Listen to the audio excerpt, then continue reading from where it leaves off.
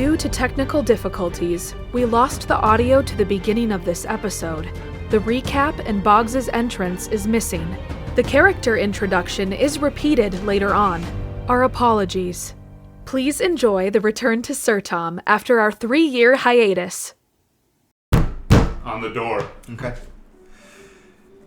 We're not open quite yet. I know, you bastard. Let me in before you open. Oh, God damn it. He never leaves it. You hear the door, several different, what sounds like sliding locks begin to part their way from the door frame as eventually the door is open wide, and standing about at your belly button height, a very broad, dark, black-bearded dwarf stands before you, hands on his hips. Would it kill you to call? Well, yeah. There's no way to reach it. Can't at least send a bird or something. Here I am thinking you've finally died and I have to go find your body somewhere in the wilds. Dedrick, where am I going to find a bird out there? The only birds that I could find would rather carry me off. If you'd go see the orc at the Aviary, he'd give you one. I've told you this thousands of times. It's a waste of time. I'll just come and see you directly. Waste of time. It's a waste of gold. You got enough time. Well, get in here then. What have you found? Well, this one's a unique one. I think you'll like it. Oh, really? All right. You bring him out. He follows you out to the cart. And you rip the tarp off of the creature. Mm-hmm. Oh, it is a big one, isn't it? Yeah. Oh, what's this one? What's so special about this one that Audrey wanted you to get this one? Watch this. And he'll kind of take the arm and then pull it like he's going to pull it off the creature, but then it just like goes, stretches out, and he'll just let it go and watch it kind of thwack back like some kind of sick jello. And it can control that? It sure can. Oh, man. Okay. You brought a really interesting one this time. Well, all right. I guess with that, we obviously got to pay you. Did I promise you any weapons this last time, or are you? Just looking for the standard. All right. You are handed a pouch of 10 gold. Yeah. That should cover expenses and whatever else you needed. This wagon's looking a little rough. You might want to think about at least fixing her up. Yeah, the old wagon might be seeing the end of his days. Well, not that big a deal, I suppose. You looking for any more coin while you're here in town, or just waiting for the next? Yeah, you got any leads? Well, Audrey said if you were to bring this one into us, he's got another project for you to work on. Another project? Something else. He said he'd pay you with some information, but that this one's gonna cost you. All right. I'll go see the old bat. He said he had a line on a man who can walk between places, if you know what I mean. Rat. I think that's who he's gearing up for you. All right. So, well, I will make my way there post haste. Absolutely. Did you have breakfast yet? Just the trail rations. If you got anything good, I'll take it. All right. Jasper! You can hear... What? We got any bacon left this morning? Yeah. You see eventually a lanky blonde human, teenager. Looks to be somebody who Diedrich has been training. But he brings out a plate of bacon and some very crusty bread to go with it. Sure. Hands it to Dedrick, who hands it to you. Dedrick, you spoil me. And don't you forget it. All right. As you begin to head off towards the strings, you take in the sights of the city. As you approach the causeway, you obviously notice as life kind of improves. Is there anything else that you're currently looking for, or are you just going to head straight to Audrey, or are you just going to do a general, survey? Probably just a general survey. Okay. Check up on a few things. What's your passive? There's probably a few little rapscallions that Boggs likes to visit to make sure they're still doing okay. Sure. Sure. But yeah, nothing out of the ordinary. Yeah, what's your passive? Passive perception is 13. 13? Okay. Yeah, with a 13, you look around.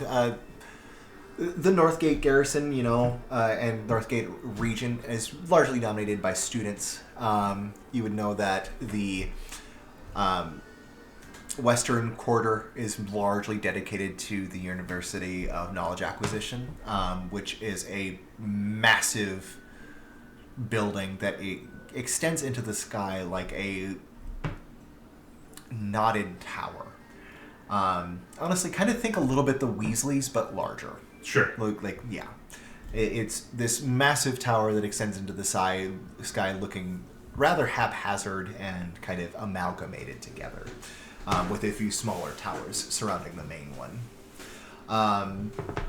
To the east, you would know that is a good portion of the dockside ports that you have here. Port and docking exists along the length of the causeway, but a lot of warehousing real estate was given to the eastern portion of this part of the city. Sure.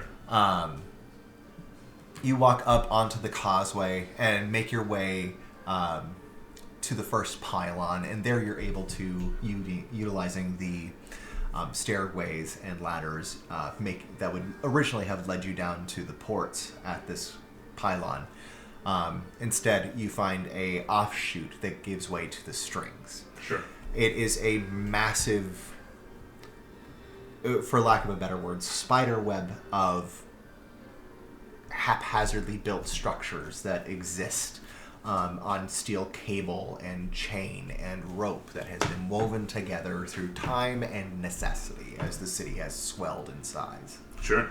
You know that the strings, although populous in their own special way, are difficult and dangerous at the best of times. In fact, as you go through, go ahead and just roll a d20 for me. 15? Okay. As you are walking along one of the many plank bridges that have been built to access different portions of the strings, you see house-sized buildings, and you know that further on into the strings, they get even larger, with even inns and gambling halls being built here. You still see one of the smaller and newer structures that had not necessarily been anchored. Sure. Very well. You watch as a support line snaps and it begins to tilt as you watch as a number of different items kind of fall out of the hovel's window. Sure. And plummet into the sea below. But thankfully, the bridgeway that you're using is solid enough that you don't have much to worry about. Sure. You eventually make your way to the Tyon, which is a inn that was established midway along the causeway. You walk in and you can see a white tiefling with black hair and blue eyes standing behind the bar, who you would know as Harriet Fairway. White-haired tiefling? White-skinned tiefling with black hair and blue eyes.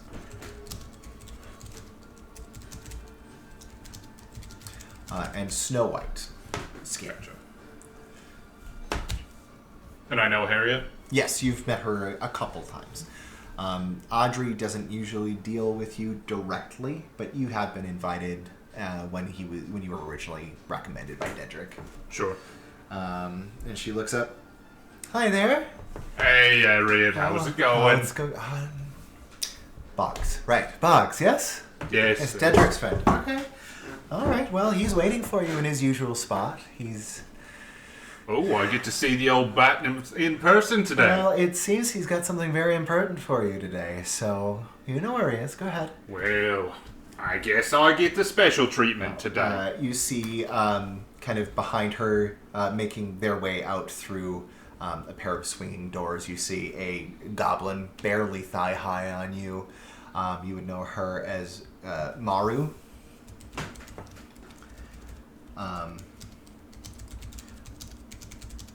as she kind of goes about, begins cleaning tables. She has to stand on several of the chairs. There's a number of different tables that have been kind of haphazardly thrown about. Sure. Trying to accommodate different people's statures.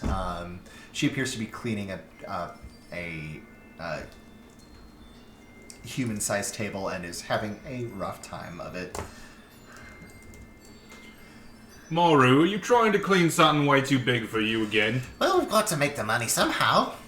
If you have time to make fun of me for my stature, you have time to help. You need a lift on top of the table this time. Well, no, I've been told not to put my feet on top of the table, that's all. Why don't you stand on the chair? I've been standing on the chair. I just can't quite... And you see that she has to lean her, from her hip. She leans across the table from her hip to try and get to the center of it. But she's... Hey, give me that cloth. Boggs will just kind of get the center of the table, and then hand it back. Thank you very much. You're not getting my pay for it, but thank you. No, wouldn't expect a thing. She scuttles around the dining hall, continuing to do some cleaning. As you make your way down a set of stairs down to a lower level of this large building. From the exterior, it almost looks like somebody took a highly pixelated ball, where the top layer is the thinnest, and then each different layer is another stature. You enter through the main level, and then you head down, all the way down to the bottom layer. You can hear, even from here, the sound of the waves crashing against the pylons on either side of you, as the dancing sea lives up to its name. Sure. All right, yeah. You find yourself in front of a blackened wood door. Not burnt, but it has weathered quite a bit from the presence of salt and the like, that you know to be Audrey's door. Sure. Boggs will give it a polite rap. Come in, come in. Well, if it isn't Audrey Belth in the flesh. You see a Batkin person. A snub-nosed and highly wrinkled face. Massive ears, constantly twitching, picking up different sounds. In one winged hand, you notice that he has 4 digits at the where a hand would be, with an extended bone connecting the webbing of his wings, draping beyond him. He is laying back into a sea of cushions as he puffs on a long, pungent hookah. Boggs, it has been too long. Please take a seat. Sit. Right. Boggs will find a seat, probably somewhere facing directly, but somewhere so you can still see the door. There's a number of odd, low-slung chairs that don't have any back, and essentially just kind of cup your hips as you sit in them. Yeah. But they're very low-slung. You almost have to sit cross-legged to actually get into one of them. Do you sit in one of those, or do you choose to grab a cushion? Boggs will probably look at the chair options and then keep standing. Okay, sounds good. All right, well, if you insist. I take it this last hunt that I sent you on went well? Quite well, yes. Oh, that's very good. I expect Dedrick will make some interesting things for me out of it. Yes, I don't know what you'd want with it, but I'm imagining something could come from it. Inventive minds have inventive solutions to inventive problems. You certainly understand, right? Sure. But, glad to hear that. You were given your gold, yes? Yes. Awesome. Fantastic. Now, Boggs, I know that last time you and I met, you mentioned a keen interest in an individual that you've been searching for. Yes. Well, I believe I may have found, if not him, someone who may have an idea of where to find him. Well, I'll take anything you can get. It's been a while since I've seen that bastard. To be honest with you, the crowds that he seems to be running with these days are quite problematic, even for me, with my connections. That, can't mean anything good for me, then. Well, let's just say it's going to be a little bit more expensive than my normal finder's fee. But I have a solution for you, if you don't want to spend your own coin for it. Out with it. Hit me straight. You know I don't fuff around. Are you familiar with the noose? The noose. Am I familiar with the noose? History check. You don't spend a whole lot of time here. You usually hang out with Dedrick while you're here. It's a 7 on the die, and I'm guessing I don't have much for a buff. Let's find out. Yeah, that's a 7. Okay, 7 total. No, you have no idea. I haven't the foggiest. Well, it's a bit of a unsavory place, but my little ears have picked up a few rumors about you, sir. And the proprietor of the noose, by the name of Bertie, whom I quite dislike, has been sticking his nose in my business. And as such, I'd like to bring him down a peg. And one of the little rumors my ears have told me is that a certain someone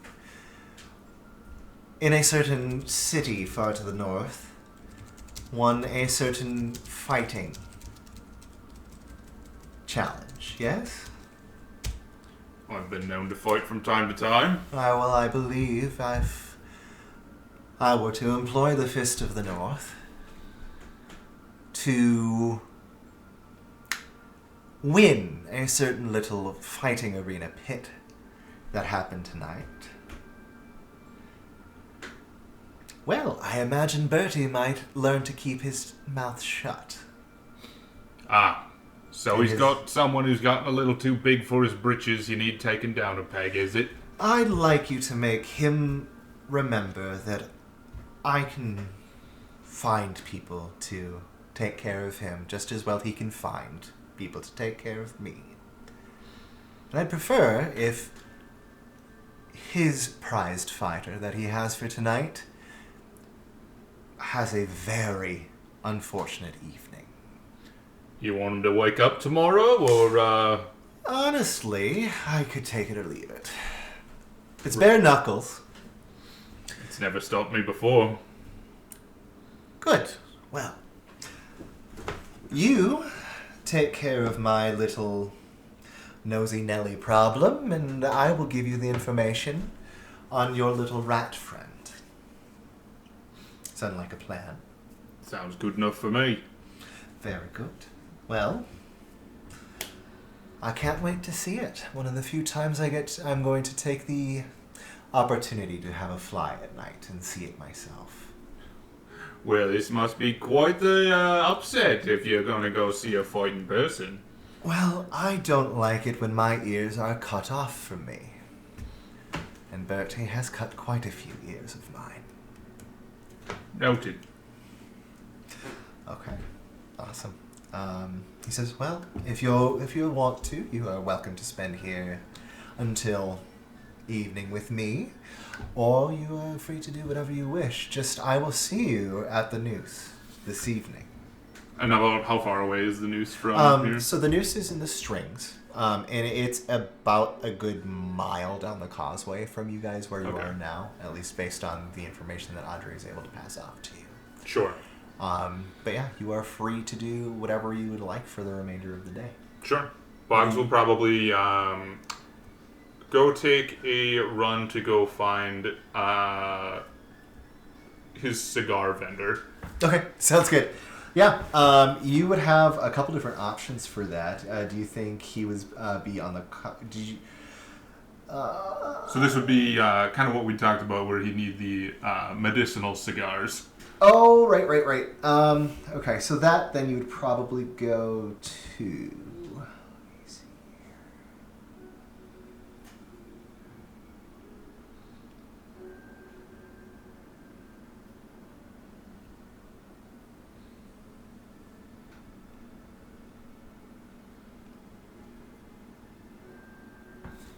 I'm trying to remember where that information was. See if I can read my notes. Was that Witter Sage? That sounds familiar. Okay. You would go see Linus Witter Sage. All right. Yeah, Boggs will go make his way over to him, make sure he's got plenty of time and he's stocked up while he's in town. Sounds good. How much are you looking to spend, and what kind of effects are you trying to look for? You find your way further along the strings, not too far off of the tie-on, and you find yourself into Witter Sage's. The heavy scent of tobacco and various other dried herbs kind of suspend through the area around this tiny little shop. You see it swaying around in motion even as the little halfling man inside is running about crafting cigars. As you enter, the bell rings and you see... Hi there, it's been a while, Boggs. How are you? Oh, doing well, thanks for asking. Just making a little pit stop. As long as I'm in town, figured I'd stock up my stash. Alrighty, is there anything in particular you're looking for here today? We've got a number of different new items, different things that we've been nicking off the druids, of course. Oh, mostly just something to suppress this damn cough I picked up. Oh, of course. What better way to do that than with a cigar, right? Exactly. He kind of goes about, he hands you a cigar with chamomile laced in as well, because to have a little bit of a calming effect for your airways. Sure. Now, let's think here. Got a special one. It's a little bit more expensive. We're going to look at about 5 gold for this rolled one. But this is one of the ones that I was talking about from the druids. This gives you a little bit of a boost, as it were. And he kind of puts it in front of you. You can smell this almost like capsaicin-y smell off of it. Sure. I've found, after dried and mixed in my own little special way, that this one gives you a little bit of an extra maneuvering capability for a short time. It would essentially give you 2 rounds of haste. Oh, God. Sure. Cool. So haste cigar. It has all the regular properties of haste, but it gives you 2 rounds of haste if you light it up and use it. So you would still have the round of down after the 2 rounds of haste. Yeah. But sure. Yeah, we'll get one. Do be careful. It is rather spicy. So 5 gold for that, and then as far as the cough suppressant cigar, that one is going to run you 10 silver. Sure. Cotton Boggs will hand it all over to him. Plus, I'll give him an extra 2 silver. Okay. Well, thank you very much, Boggs. You're welcome here anytime. I'll keep an eye out for anything more interesting for you. Always appreciate it. Mm-hmm. Very good, sir. Very good. As you exit out into the causeway, or out into the strings to go about your day. Are you going to head back to Dedrick's? Is there anybody else you'd like to try and see, or anything else you'd like to try and look for? I would say between visiting Dedrick, that happened about 9 a.m., getting to Audrey's and kind of talking through the events of the evening. You are looking at about noon-ish-y. Where would Boggs be just lodging up at Daedric's? Does he need somewhere to Daedric would keep a bunk for you. Sure. Yeah, we'll probably just go stop over at Daedric's then, kind of grease up the armor, make sure everything's in repair, and probably just try to relax because I've been on the road a while. Okay, sounds good. Yeah, absolutely. You go take a rest and take the evening to prepare. Take the time to kind of prepare for this evening. Sure. And the events therein. Okay. I believe up next is Ruby. Dr. Joe, welcome back to the table. It's been a while. Okay. So, what time would you say Dr. Joe normally would wake up? Realistically, probably 9. You'd 9:30. wake up about 9:30. Okay, sounds good. Mm-hmm. You wake up in the loft above your storefront. It's a bigger building than you were anticipating that you guys would be able to rent, but it's been vacant for some time. Sure. It's rather loud, based on its proximity to the causeway being in the mid-bridge. Sure. But it does allow you to kind of go about and do your thing. I'd probably begin my morning, throw together a little outfit of creams and beiges, a little apron over top of it, grab my little book bag, refill a flask, and probably grab my little doctor's clipboard and check in with my first person of the day. Right. You go about your normal patterns for the day. I wave at the portrait of Conrad as I leave my little bedroom area, and I probably look to see if Avelina's coat is hanging on the door, and knowing she's probably out doing her own thing, I can grab my little hat and put it on, and I make sure to lock our little door. And you exit out of the storefront and out into the brisk morning air of the causeway. You look around and you see that, of course, there are several different individuals who have been up early setting up their stalls for the morning. You get friendly waves. Hey there, doctor. Good morning. Good morning. Hello. Hello there. Absolutely. As you move along,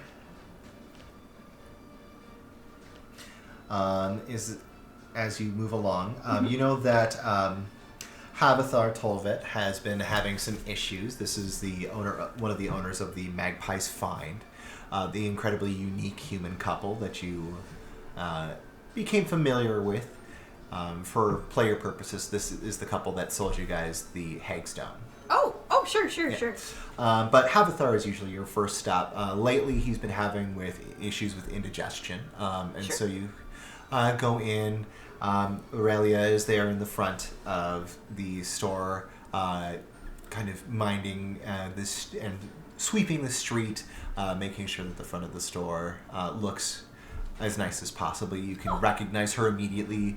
Her hair done up today instead of her normal swan is done up in a massive beehive that kind of begins to tilt over. Aurelia Havithar. Aurelia Havithar, Aurelia Tolvet, who is Havithar's wife. Okay. You see as she is sweeping, and she goes, "Oh, good morning, dearie. How are you?" Morning. Sorry, I'm running a bit behind. I was stopping to talk. That's quite all right. That's quite all right. Havithar's inside, and he seems to be a bit slower this morning, but he's doing his best. He's in an okay mood this morning. Well, he does. He has been getting a little grumpy in the mornings. I think it's because he's having a hard time pooping. That certainly could be part of the issue. I can discuss that with the patient further. Oh, thank you. Yes. I'll just shout if you need anything. I'll be out here cleaning. You see she continues to sweep, and as she's sweeping, you see that she's progressively moving further and further into the causeway away from the store. Okay. Just continuing to sweep. Sure, that makes sense. Okay. You open the doorway, and you see Havithar is at the main counter. A number of different display cases of different purportedly magical items spread throughout the shop. But he is kind of leaning forward, his head on the glass table in front of him.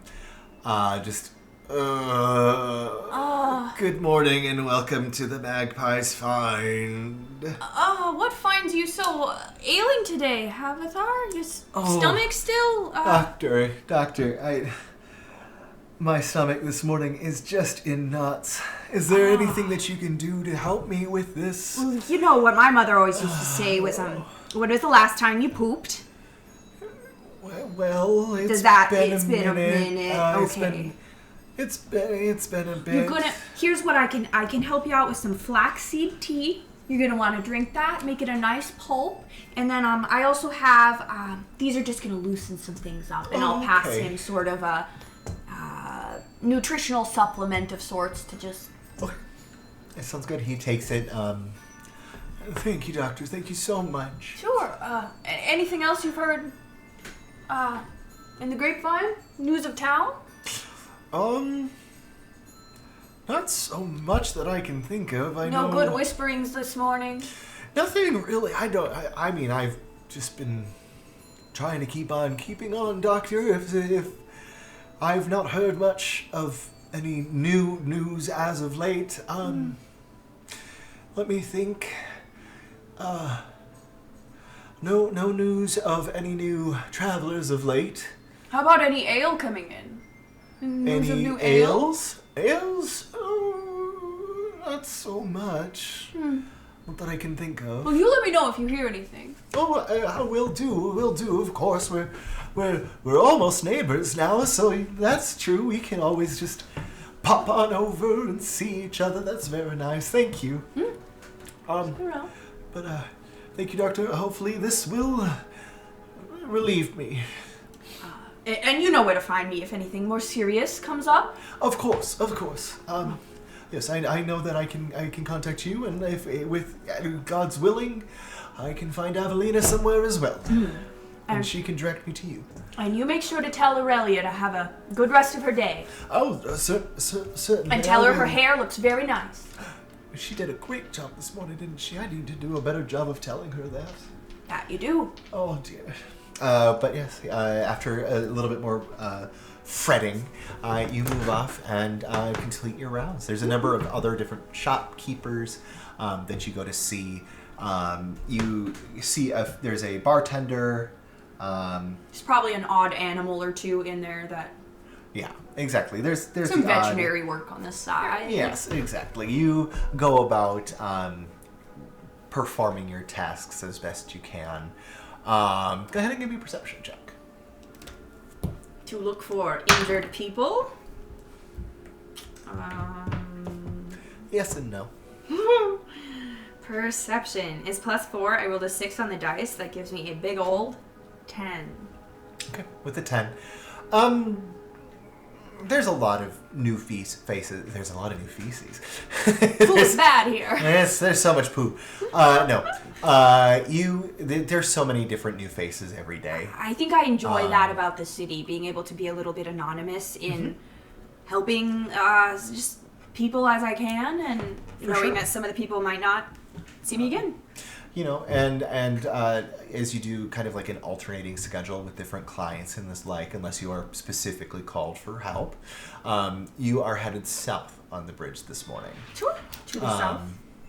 As you head south, you run into a good number of the locals. You can see occasionally some of the orphans that call the Causeway home, flitting about, providing services as best they can to other residents or other patrons of the city. I think I also maybe have an agreement going with them to what's the news, what's the scuttlebutt, and I would perhaps pay them in something like 3 or 4 caramels from my pocket. You see a little goblin child that is kind of running around, that you recognize as somebody that your old friend Kyron would often pay for information about the city. He's become quite fond of you and Evelina. Of course, Gob. Yes. Gob the goblin. That's not his name. Well, a girl can wish. I call him Gob. He goes by Polly. Okay, Polly. Polly. You see Polly kind of wandering around. He's always with a group of other orphans as they kind of go about this. Numbers. Exactly. Yeah. Safety in numbers. Easier to pick as well as they just, while they're kind of running around being orphans, they do manage to find time to play. Sure. Tag of the sort sword? of stuff. Exactly. Usually he's Polly's paired with Greta, a little halfling child, and then as well Norman, who is a human boy. So I'll seek down my little trio of important informants. Your little trio of problem starters. Hey, come here. Yes? Oh, Good morning. Good morning, Dr. Joe. hello. Have you been around the causeway a lot today? Well, we've been here and there. You've seen Adelina about? No, not really today. I see her less and less, it feels like these days, but I haven't seen her for a bit. Well, she's busy. Yeah. Anyone else you've seen around here? Right.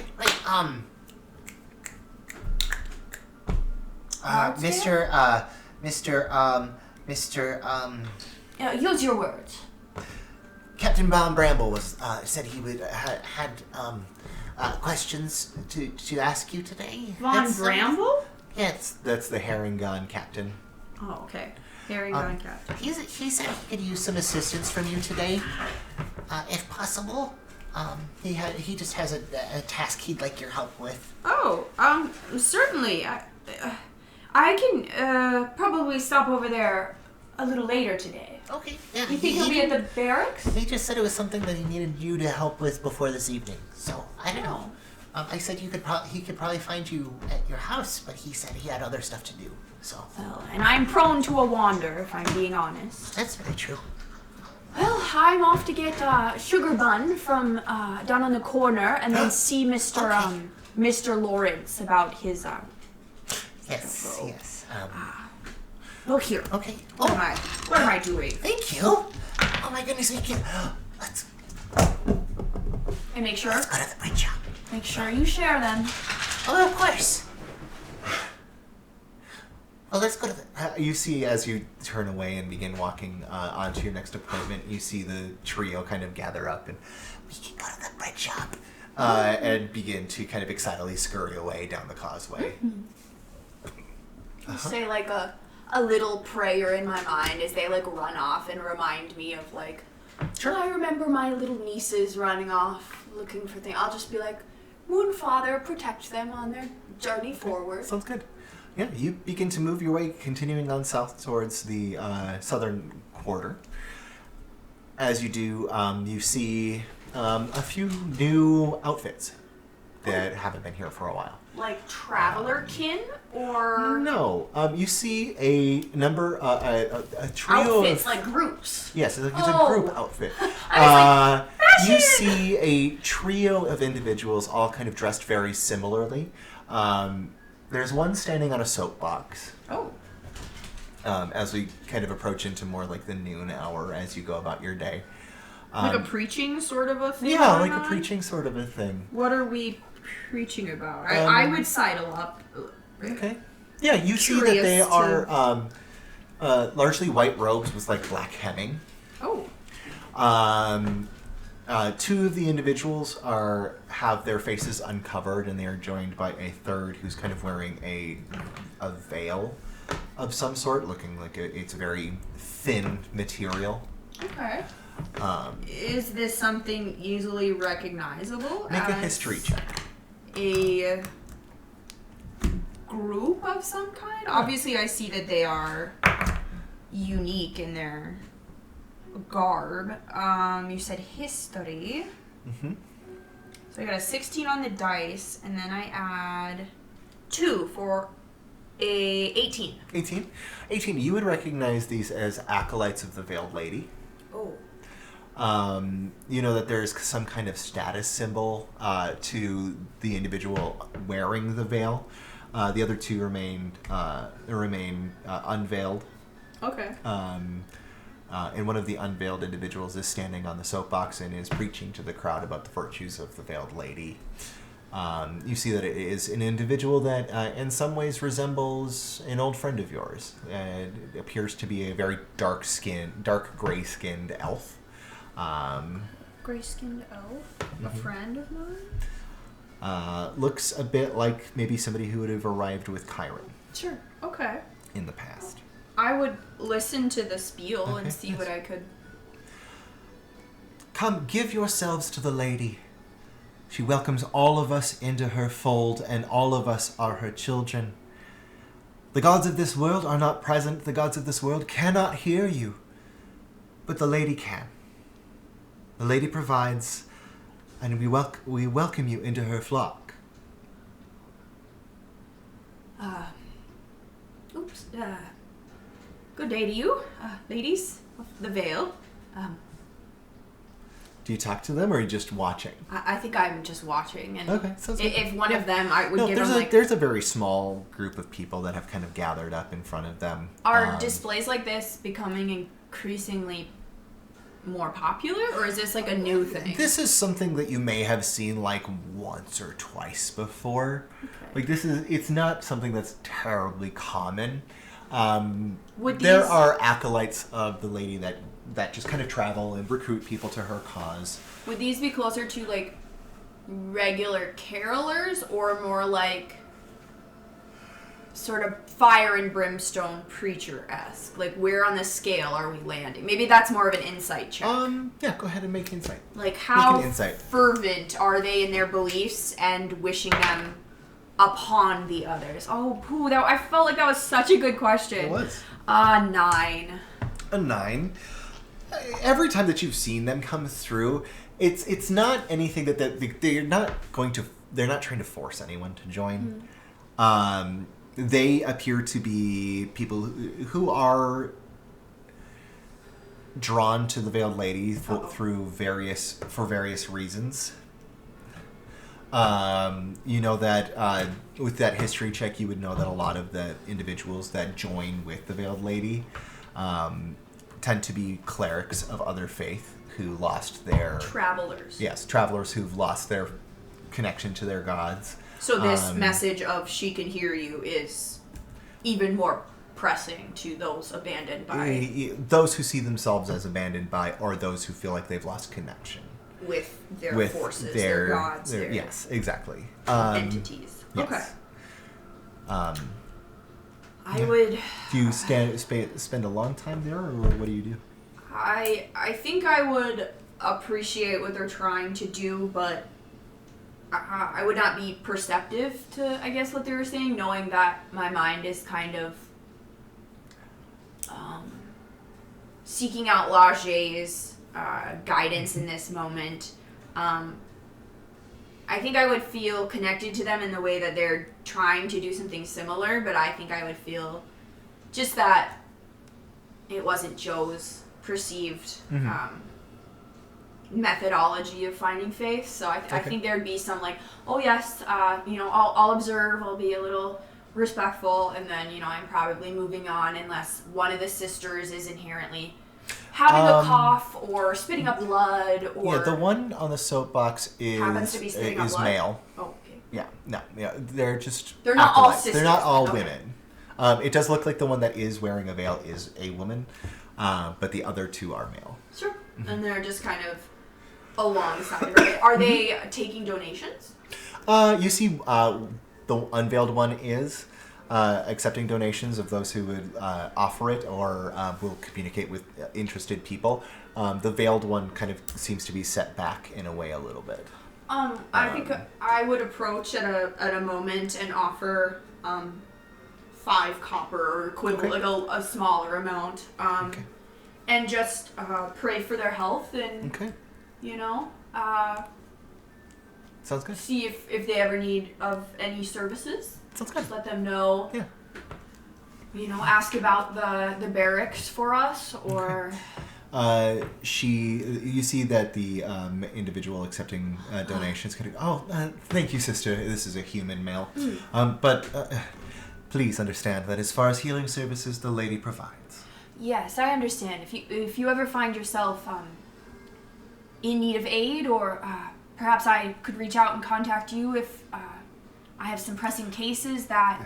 The lady welcomes all. Oh, okay. Well, I myself I'm a practitioner of Lager, so I understand. I just...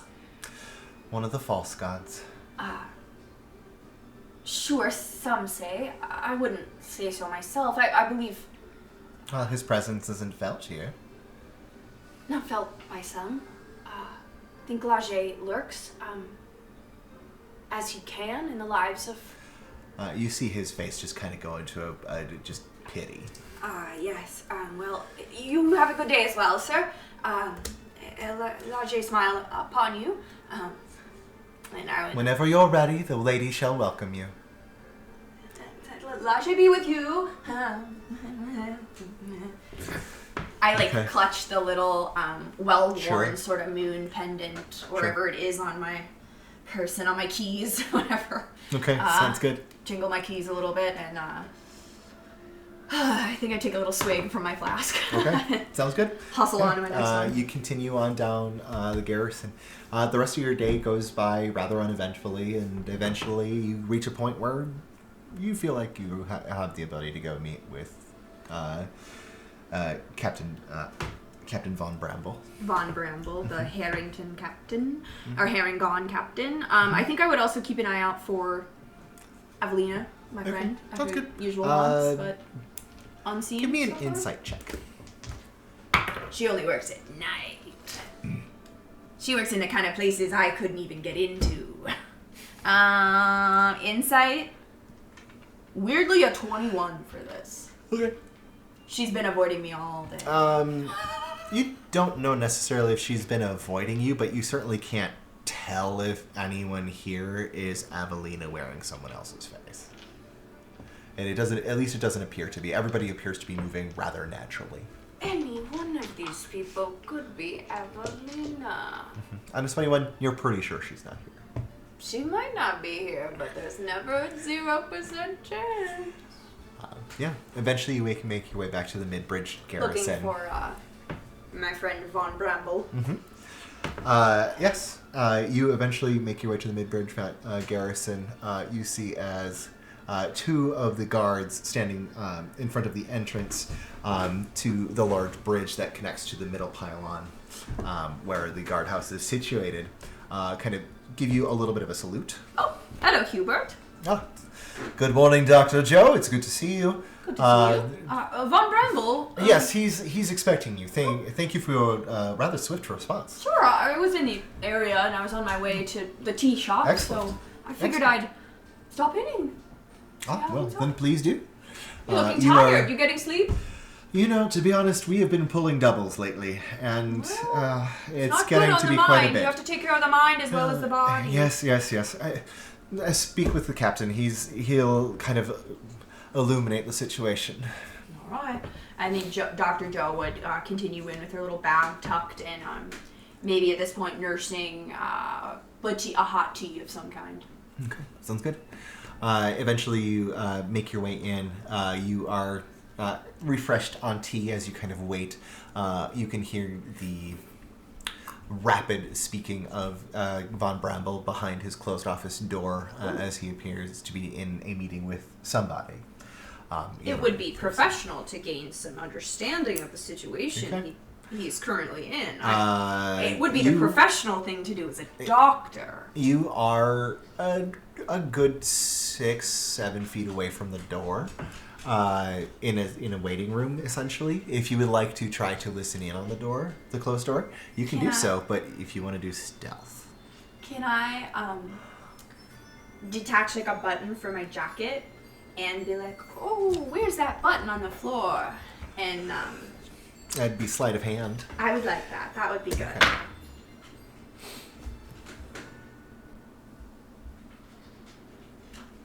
So a 6 for sleight of hand. Okay, 6. Okay, sounds good. The receptionist kind of looks up and says, "Oh, Dr. Joe." Oh, there's a receptionist here. Yeah. Of course, Nancy. Actually, her name is Nancy. I was the button on my pants. I've been indulging in a little too many sweet treats. Is it frayed? Would you like me to? I mean, No, I can sew that for you. I have a kit. No, it's almost. It's practically still on there, actually. Oh, is it? Yeah, I think it's fine. It's just beginning to fray then. Mm-hmm. Are you sure you don't want the sewing kit? No, I could stitch it back together with some of my stitches, but it's not. I think it'll hang on. That's some good use for stitches, isn't it? Mm-hmm. Okay. Very nice. All right. Well, I mean, if you need anything, would you like a Just, refresher on tea? Are you? No, I actually burnt my mouth on it. It was quite hot. Oh, but delicious, okay. nonetheless. Well, I was doing my best.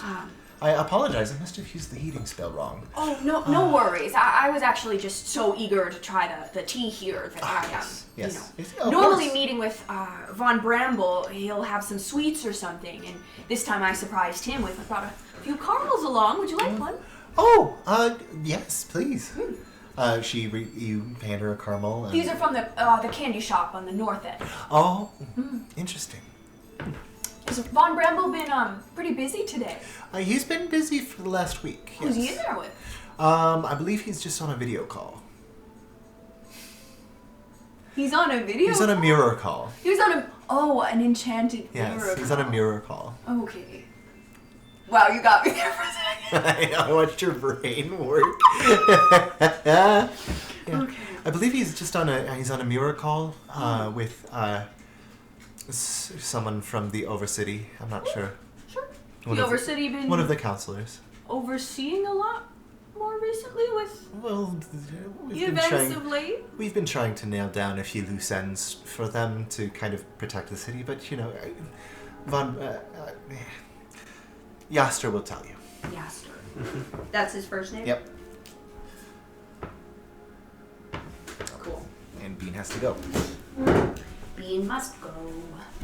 But as you wait, eventually the door opens. Probably gotta get back to my... And you see Yaster's head poke out.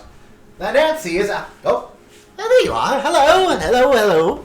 Well, come in, Doctor. You seemed busy, otherwise I would... I am quite busy. As you can imagine, one of the captain of the guard is quite busy. Yes. You watch as he kind of does his signature turn where he turns on his heels Sort of bounces away. and kind of bounces back into his office. Come in, close the door. Yes, I was actually in the area and spoke with one of the young ones, the little goblin. Yes, Polly, quite good little lad, isn't he? Yes, absolutely. Yes, I was wondering if I could inquire... I hop into the big chair. Oh, yes, perfect. Now, how comfortable are you with the underworld? Oh, excuse me, with the Undercity. With the strings. I know of it existing, and I believe there are many people who call the strings home. Yes, that's quite true. Now, our little problem that we're having here, Miss Dr. Joe, is, we are having the discovery of a rather large criminal network that exists throughout the city. Yes, many cities do have them. Is this one you're in control This of? one or is one we're losing control of. don't have spots of influence? Not you could- really something that we're... it's sprung up, or at least been discovered, rather recently, and we are hoping to put on a little bit of a sting operation. And would the sting operation need salve or balm or healing Well, of some kind? You see, there appears to be I do mean to say, I'm a doctor in Yes. the way that I can help heal wounds, or are you expecting a lot of wounds to be incurred in this? I am expecting a great number of injured folks. Will you be injuring the folks? Or would you want me to do I will that? not. We are creating a crack team, you see. A crack team to infiltrate a little fighting arena, a little fighting pit. And I was wondering if, hoping, I bet it's been many paying years since you. Oh, you don't want me to fight? No. I was looking for support for my crew, as it were, for my crack team. Administrative support?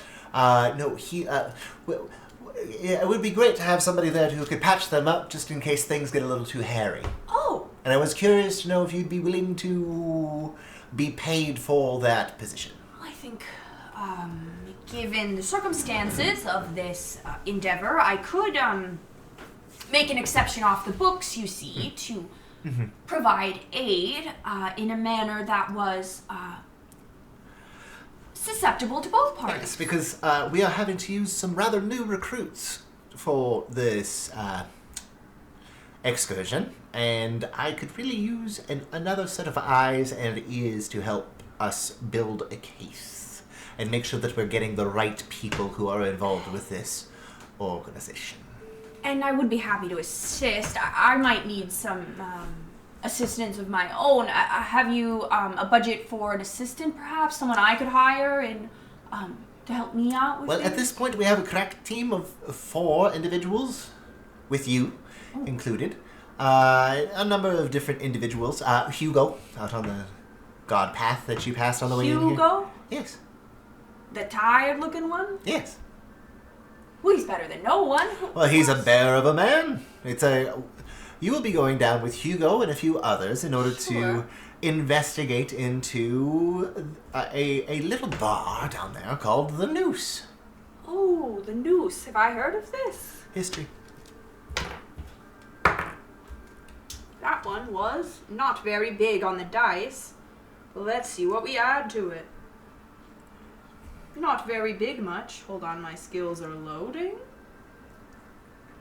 I love me some D&D Beyond. It's an 8. An 8. You are not familiar with the Noose. Ah, yes. I've heard of the Noose. From what I understand, it is owned by a individual named Bertie, colloquially known as Mad Bertie. Mad Birdie, like bird, like B-E-R-T-I. B-E-R-T-I. Mad Bertie. And Mad Bertie is... Mad Bertie, we believe, has some less than Proper. scrupulous connections throughout the city to different individuals, and as such, unfortunately, Bertie may be hosting a little fight club tonight. A little tete-a-tete. A little bare-knuckles boxing match. And we are going to enter Hugo as a boxer, quote-unquote, in order to get access to the fighting pit. Okay. And see what is going down and see if we can get a handle on those who may be involved with Cyrtam's tier. Sure. I could bring a few extra sets of bandages, and would there be any drinking at the event? Oh, I would imagine so. It's an illicit gambling den. Oh, yes, drink away. Not enough that you can't understand what's happening, but please. I've never been known to overindulge. Never. Does he think I overindulge? Make an insight This check. is important to Joey. You have no idea. You're gonna say the number, but yeah. You want some? I won't tell if you won't. No, thank you. I do not drink while working. Neither do I. This isn't work, though. This is just It's me with an dangerously... old Joe, it's dangerously close. I would say. off the books, anyway. Well, very well. We will be off book, I guess, in many ways. Where do you want me to meet you tonight? So if you could actually meet Hugo and his little crew at the third pylon to the north. Third pylon to the north. Yeah, so we're at the middle pylon, and then there is another 4 Left pylons. that way, and then there's 4 pylons. Yeah. I can do that. Yes, and they will escort you, along with the rest of the team, to the Noose. Wonderful. That sentence has never been said to me before. Oh, it is quite unfortunate, isn't it? Yeah. Well, Hopefully it's not as here's deadly to- as the normal version of that here's to sentence. the Noose.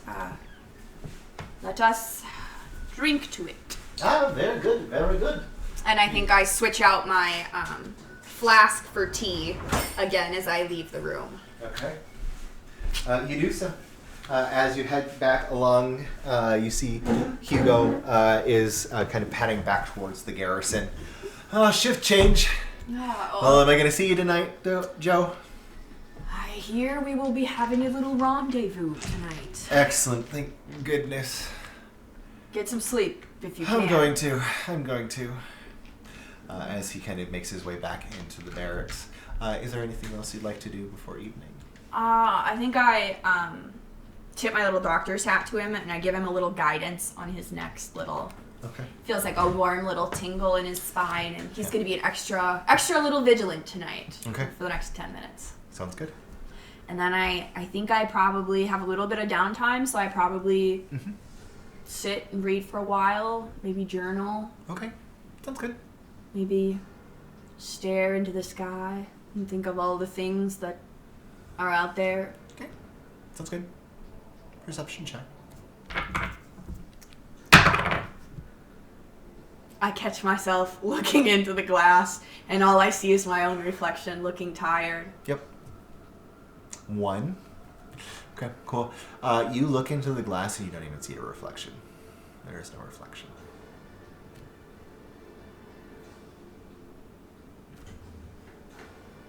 This makes Joe feel crazy.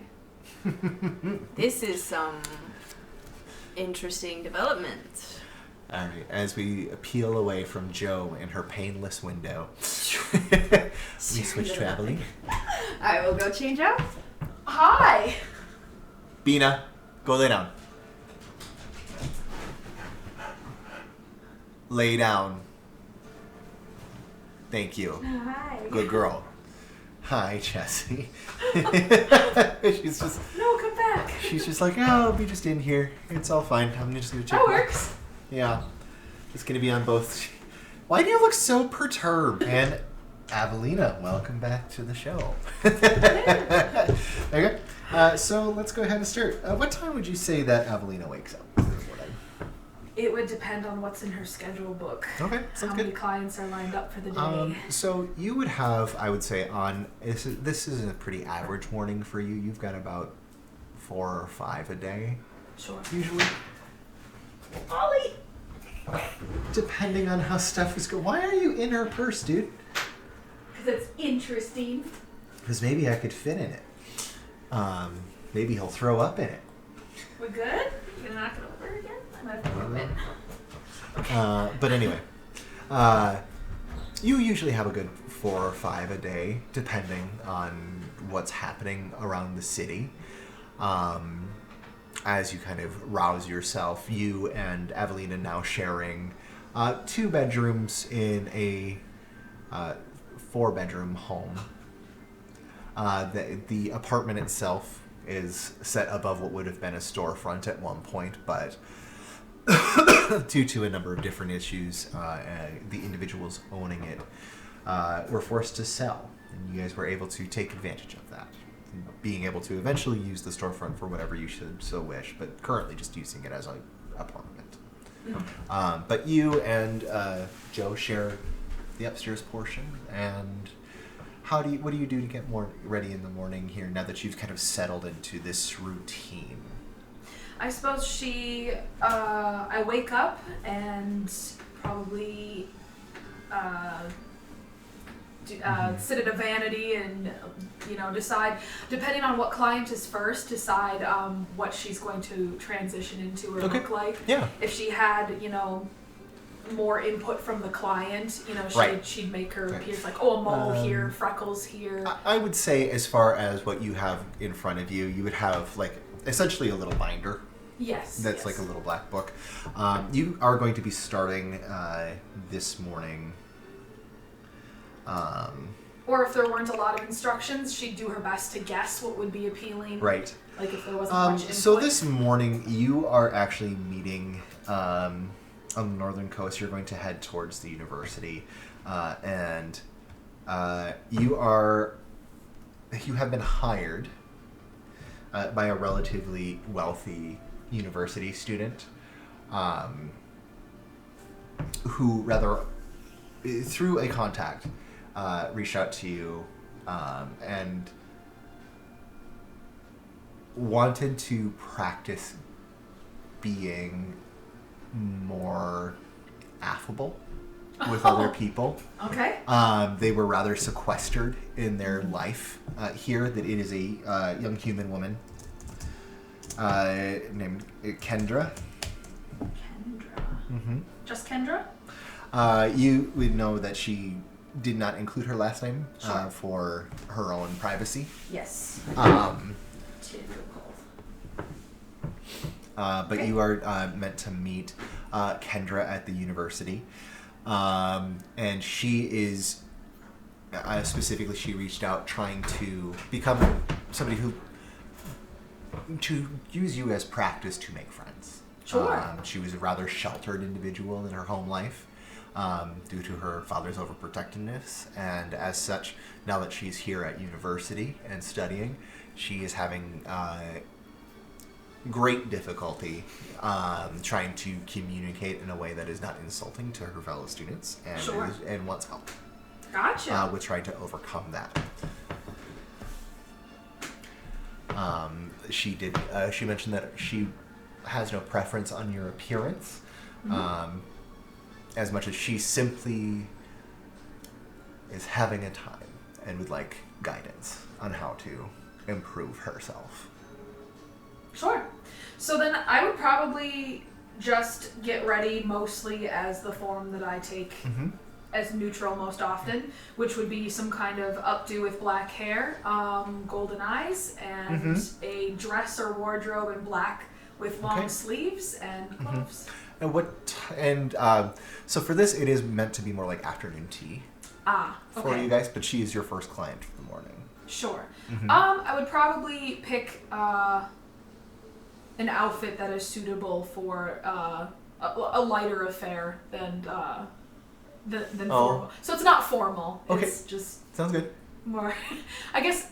Yeah, she'd probably pick more of a casual daytime outfit, but definitely whatever it is, light. Even if it's hot out, probably light sleeves or flowy sleeves. All right. Covering the arms. There is as you're kind of prepping and sitting in front of the vanity, as you look down and look back up into it, you see a shadowed figure standing behind you, kind of cocking its head. And then as it notices you noticing it, kind of leans over and gestures to your arm. It's hurting more this morning, isn't it? Yes, but You're unusually stiff today. well, it shouldn't be anything I can't handle. We don't have anything that difficult to do. I see. Well, just keep an eye on it, Seneca. I don't want you slipping up. Noted. I look in the mirror. If I try to directly look at him, I know it's always been sort of like you can't exactly catch him side vision. If I flip my eyes quickly, and not for very long, like brief moments, am I able to see him in the mirror? Does he look different? Make a... Oh, this is interesting. And I'll keep putting pins and acting like I don't care, like I'm not, I don't want to make him feel shy or You can make it a perception or an arcana check, whichever one you would prefer. Okay. Let's see. We'll do perception. Okay, sounds good. Ooh, 19 plus 4. 19 plus 4, okay.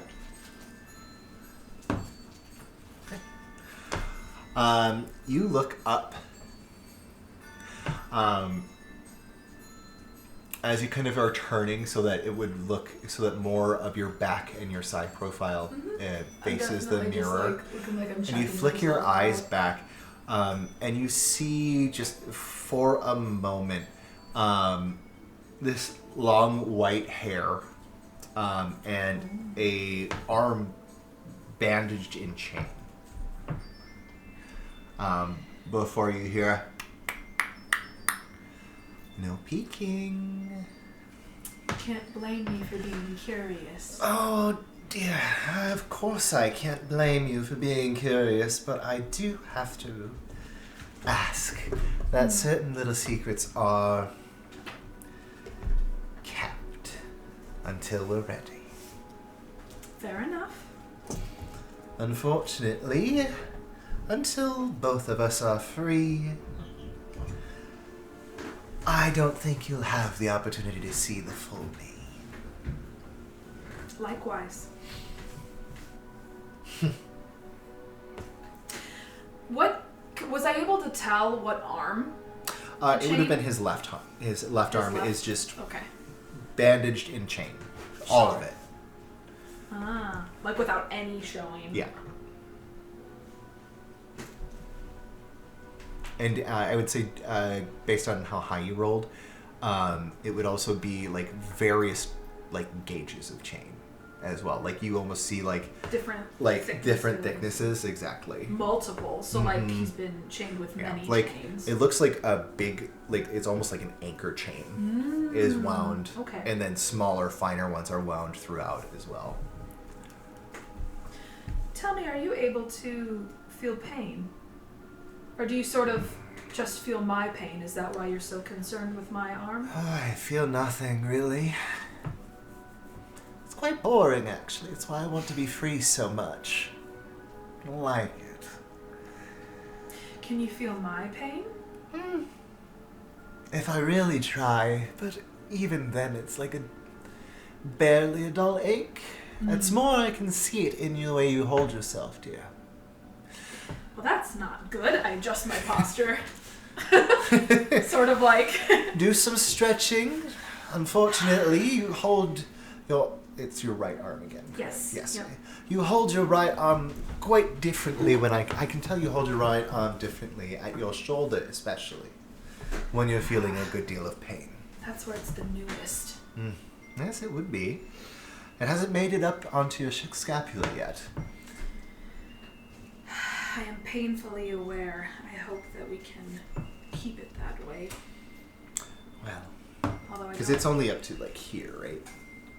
It's up to your upper arm. Yes. I think I- is what we got it I to. think you described it onto the collar, but we can. We'll tweak I it. don't remember. Yeah, it's okay. So We'll tweak it. But anyway, because it was started just your forearm, then it went up, and I think it's just like almost to your clavicle, kind of thing. when was the last time that I've seen him? Or It's spoken to him? and the last time that you've spoken to him this much, it's been a couple weeks. Sure. So it's not like we talk daily He's not a anymore. daily presence. He kind of shows up when he wants to, or at least makes himself known when he wants to. More than anything, you'll just if you find something that you've said particularly clever, he'll kind of chuckle.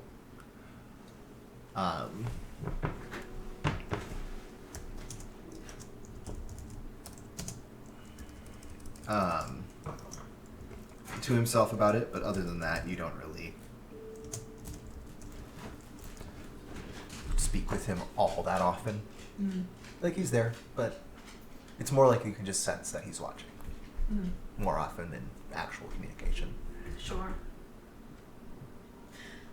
Say, you wouldn't, before you go, you wouldn't happen to know how to put a soul back into a body, would you? Since, I feel like that would be a familiar subject with perhaps your situation. Well, putting a soul back requires quite a bit of power. Quite a bit more than we've gathered thus far. Unfortunately. Is there any such being that could do such a thing? Here, now. Maybe the great travelers that everyone keeps talking about? If I met one, if they exist? Well, as I've said, I'm a little diminished myself, and I don't have much sense for those around us. Are you saying you used to be able to do such a thing? Used to, may again if I'm free. She tries to hide that information pleases her, but doesn't do a good job.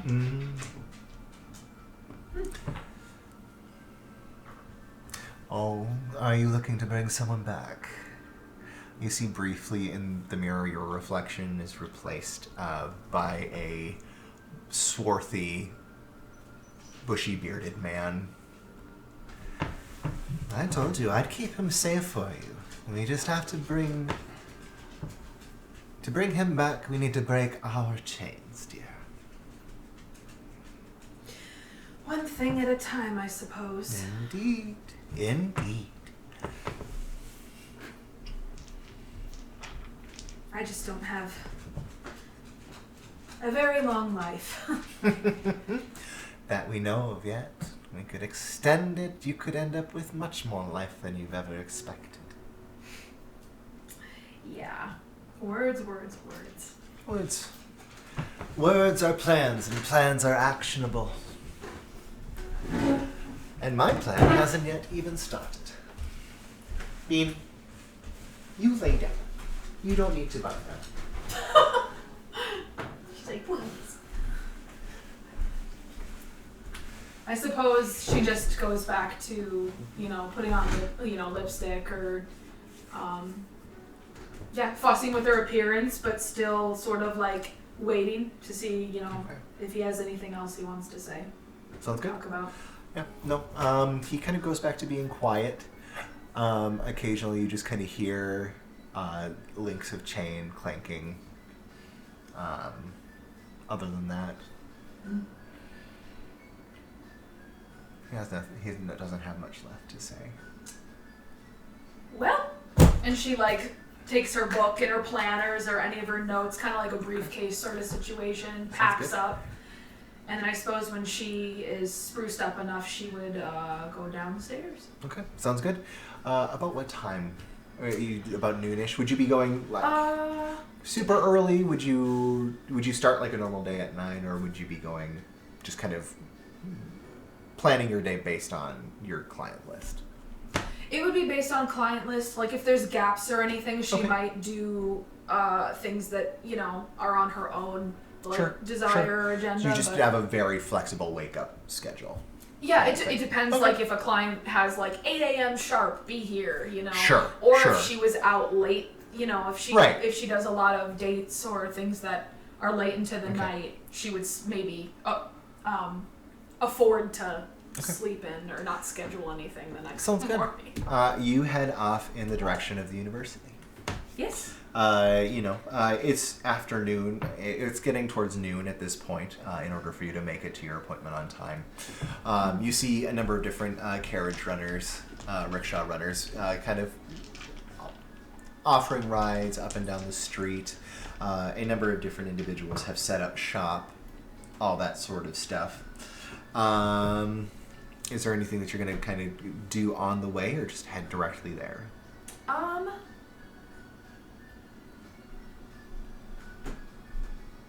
It depends on how much time she has.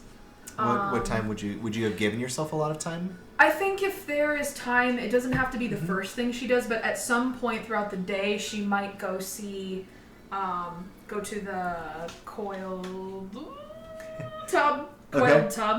Okay. For her arm, since Nedra mentioned it, being hurting. obvious. Well, the thing is, it's not the pain that drives her to do something about it. It's that if it becomes obvious, that concerns her. Okay. So she's like, I guess. Sounds good. So she would probably try to schedule or make time to. Sounds good. Tend to the wound. Yeah. Okay. If not now, then after. Kind of blocked in between. Yeah. Okay. Something. I would say that with Nedra informing you of it, you probably would try to see her after seeing Kendra. Yeah, I'd probably would be my guess. Yeah, I think she'd be like, there's really, it's a college kid. There's probably really no harm. Right. In her. Especially since you're less date and more teacher. Yes. In this moment. Yes. Okay. Or Awesome. You eventually make yourself to the University of Knowledge and Acquisition, and. You walk through the gates that you walked not too many weeks ago before, and find your way into the large central library. You see, as normal, flocks of students rushing around, grabbing different tomes and the like. You see the floating apparatus to get to higher bookshelves that certain students and teachers are able to use as they attune themselves to the areas of study that allow them to. Different individuals flitting here and there. And eventually you find your way to the central portion and at a desk that you've been directed to as part of your mission, as it were. You see a haughty, auburn-haired individual, very rather tanned skin, human. She's sitting rather upright with her hand tapping on the arm of her chair that she's sitting at. You see that there is tea that is there, as well as a number of biscuits, and she is simply waiting. Do I have a timekeeping device, like a pocket watch or a watch or anything? I don't believe so. Or are there any clocks on the wall? In the library, you can go ahead and make an insight check. Yeah, I'm like, am I late? Am I late? Go ahead and make an insight check. I shouldn't be. Oh, that's a good roll. Where's my insight? 19, 20, 21. 21. Absolutely not late. I see. Okay. And I know this to be Kendra. By the description you were given, yes, this would be Kendra. Do I know how old she is? She is 17. Okay. All right. She is very young. This is her first year away from home. And is having a very difficult time interacting with people. Hottie with biscuits. If I take a quick glance around the library, what are other people her age doing? You see that there are a number of different individuals her age. There are like little, like it's fairly early into the school year, and or at least into this school session, and so you see a number of different individuals who look about her age as well, that are kind of moving about. You can see different schools of magic that have kind of gathered together and are kind of forming cliques. And you can notice that there is almost like a ring around that table where people will not enter into. Sure. Does it look like they're all like fussing over some cool new gadget, or like there's a certain toy, but like there's tech, a few book, like you can see there's like an alchemist group that would be in that take their classes in the Southern Tower. Sure. The alchemists are kind of fussing over a tome, and you can see them like trying to put mechanical parts together of some kind of item. And you see that there are divination students that are just kind of sitting there zoning out. They're still kind of gathered together and will still consult each other on what portions they are trying to study through and all that sort of stuff. Kendra's just there. Sure. Is there? I know it's a library, but is there like some like chatter, laughter? Oh yeah, of course. Okay. Yeah. Of course.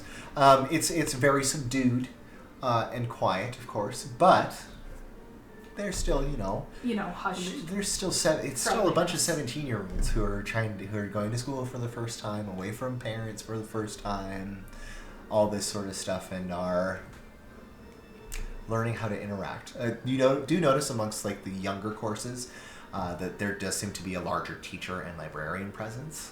Sure. Then you notice that a bunch of individuals that look like they're a deal older, there's much less of it. It's much more of a self-study than teachers and librarians offering assistance and guidance to these younger folk.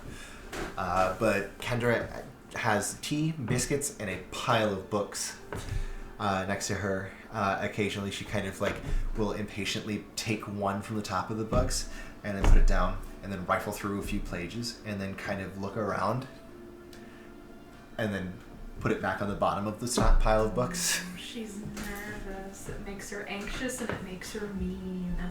Okay.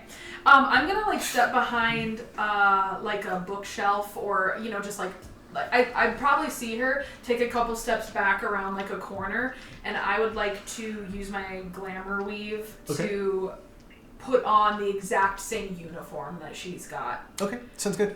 And I will also slightly alter myself to just, like, go backwards in age, like, look a bit more youthful, like 17. Sure. 17, her age. Sure. I'm trying to look her age and, like, I'm a student. Sure. Yep. Yep. Between your abilities and the glamour weave, you are easily able to do that.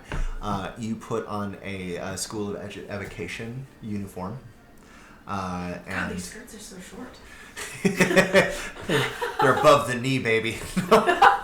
They're just they're risque. But anyway, you are able to kind of more appropriately dress yourself for where you are, still keeping the trademark golden eyes and the like. As you walk in, and are you just going to go sit down with her, or what is your plan? I'm gonna walk up behind her and, like, put my hands over her eyes and go, guess who, Becky? Oh my God! Oh gosh, I'm sorry. Jesus! Huh. You see a couple librarians just turn, shh. Sorry. Oh, hi. Hi. Who the heck are you? I'm your friend. I'm Avelina Thwin. Oh, I do hold out my hand to make her more comfortable. If she... Well, it took you long enough. Oh, am I late? I know that I'm not, dear. No, you're not. Nervous. Yeah, hi. Hi, and I'll sit down where it look. You know, if she's got stuff set up where it looks Okay, like she wants me to sit. Yeah, you see she kind of rubs her earlobes a little bit. Hi. Hi, how are you? I'm fine. I'm just fine. How are you today? I'm good. Good. I'm good. Thank you for Good. asking. Good. I had a good morning. Glad to hear it. What did you eat breakfast? What did you eat today? I did a little bit, but I see you have some things laid out here. Are these your favorites? These are some. These are from home. Yes. From so home. I would hope that you enjoy them. Oh, from home. Where are you from? Oh, Oh, it's okay. You don't have to. you're a traveler, right? Yes. Okay. So we're on the eastern continent. I'm from the western part of Cyrtam. Sure. A Okay. little bit further. I'm sorry. It's okay. Deep Yeah, breaths and so, take your time. So I'm actually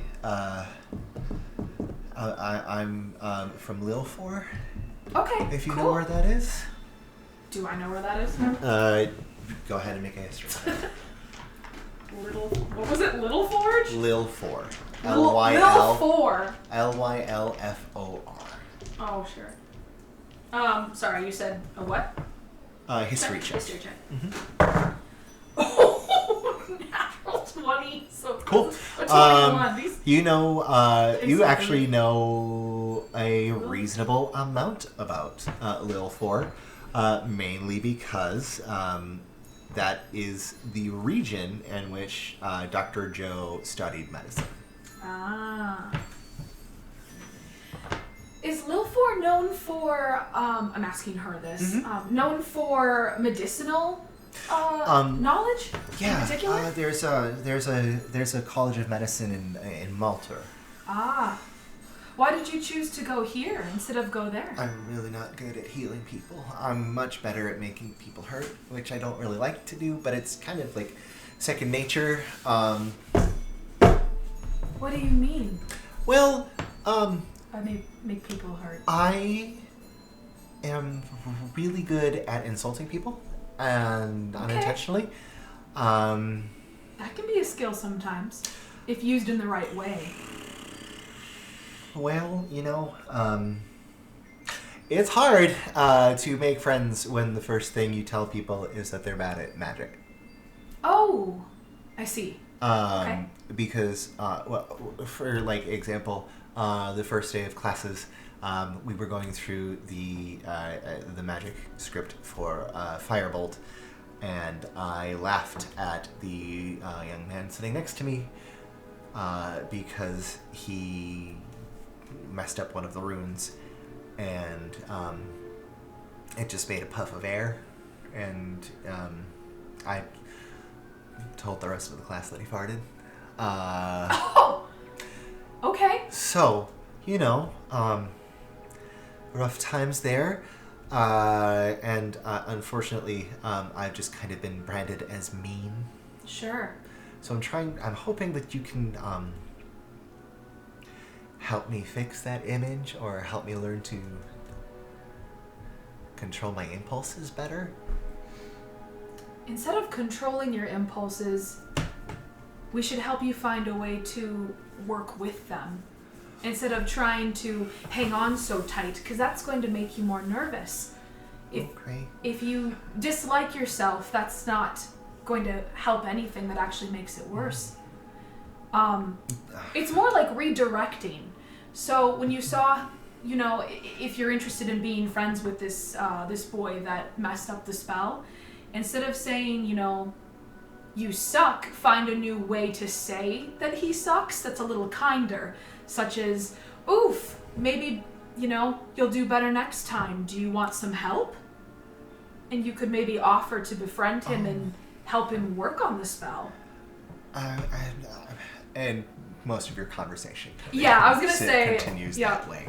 We're not going to do a full therapy session on Kendra. Yeah. But you guys spend a good couple hours doing that.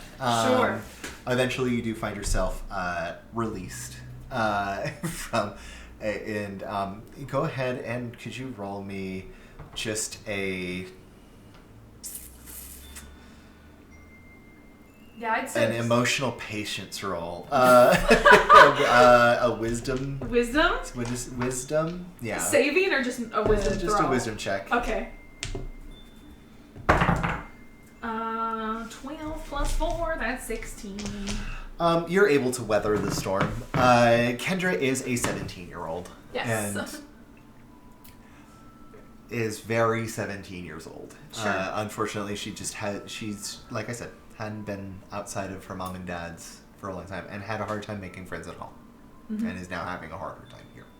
But you guys leave, and she seems kind of excited to go back to class and try to learn some of the new skills that you two were working on.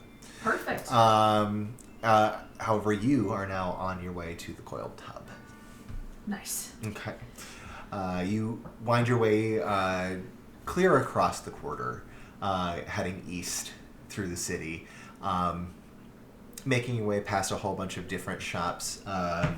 You make your way past the Northgate Garrison courtyard, and you can see Ala Centinara, the new captain, is pacing above the gate and keeping an eye on her officers while doing paperwork up there, it looks like.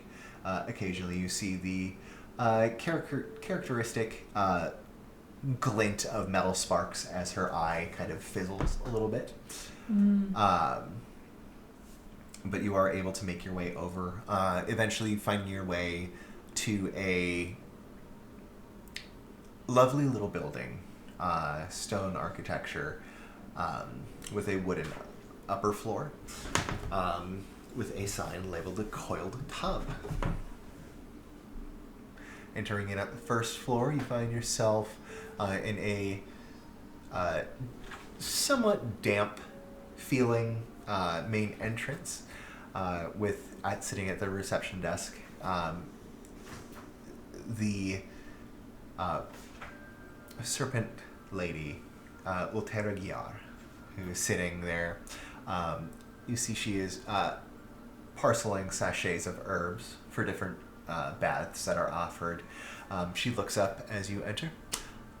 Evelina, it's good to see you.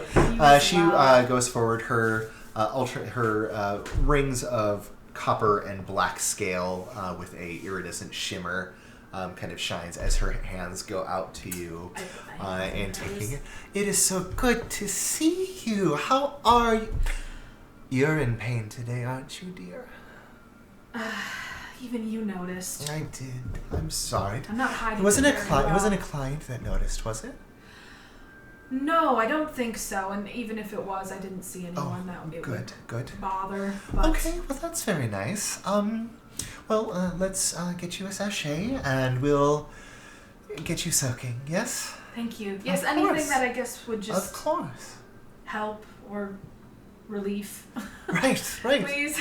Right. Yeah, she leads you into the back, and you can quickly smell a growing scent of chamomile and other soothing herbs that she has entered into this tub for you. And she kind of sets a stool next to the tub and gestures for you to get in. And you see as she kind of goes to the other side and pulls out a tub of ointment. Sure. Well, go ahead and soak. And she puts the tub onto the stool for you. And whenever you're ready, let me know. I will be happy to apply it myself. But I know that you know how to do it too, my dear. Unfortunately, we've been rather busy today. Really? So, yes. I was That's a quite good thing. surprised. But, with, the occasional help that Oliver is now free to give, he makes my life a little bit easier, as it is. I bet. Yes, of course he does. He's a rather helpful gentleman. I just smile. What? What? What are you smiling about? No, Nothing. you know something I don't. Perhaps. If you would like to know, I shall tell, but otherwise... I Can am let not nature very, run its course. I am not very good at keeping secrets, dear. All right. As she kind of, she gives you a wink and then walks back out towards her station at the reception. But yeah, you are able to sit and soak. And I will do so. Is it a full tub or is it just for my arm? I can't remember if it's just like a... She would prep probably a full tub for you. So she saw what state you were in and prepped a full tub for you. Oh, okay. Yeah, I'll go ahead and soak, and I'll kind of wait, and if she's really busy and doesn't really seem to come back, I will, Okay. if I've learned or been there enough, I will do it myself. Yeah, no worries. Care for it myself. Yeah, you kind of hear the bell going off at the front door quite a bit more than normal. So she seems to be rather busy. Yeah, I'll leave her be. I won't call for anything. Right. But yeah, you're able to soak. You submerge your body and kind of lay your arm as deep as you can. And it does feel good. Oh, sort of just if it's a tub, it's kind of fully submerged, but then lean my head on the edge of the tub. Yeah. What's your passive perception? It is 14. 14? Okay. Sounds good. Yeah. You... As you're sitting there and beginning to soak, it kind of hits you for the first real time just how much your arm hurts today. It's a little different than normal. Normally it's just kind of this dull ache, but you can actually kind of feel it pulsing, and at one point you kind of look down and you do see there's almost like a flicker of light that travels occasionally. Whenever the pulse of pain happens, there's almost like this little something moving. Oh, God. Inside. Can I don't know a lot, but can I do an Arcana check on You sure can? I Absolutely. think that's the best I could probably do for something like that. 14, 15, 16, 17. 17? With the 17, your mind goes back to the first day that you dropped into Cyrtam. And you remember just energy, and you remember lightning, and the color's a little off from what you remember from there, but it seems to be kind of related. You remember that the injury itself occurred because of the energy interacting with the tracking bracelet that you were wearing, and it exploded. Oh, right. Like the energy was drawn to you first, as you remember falling out of that window all those years ago, or all that time ago. Not years, no, goodness, months. You said the magic was attracted to me first. And when it interacted with the bracelet that you had been wearing, the bracelet exploded, and that's where the injury originated from.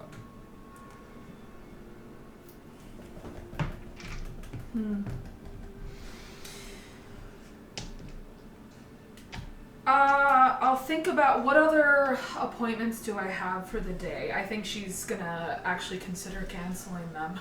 Okay. Unless there's any that are rather important. You have a couple regulars on. Both of whom are rather understanding. You've had to cancel them before. Or reschedule.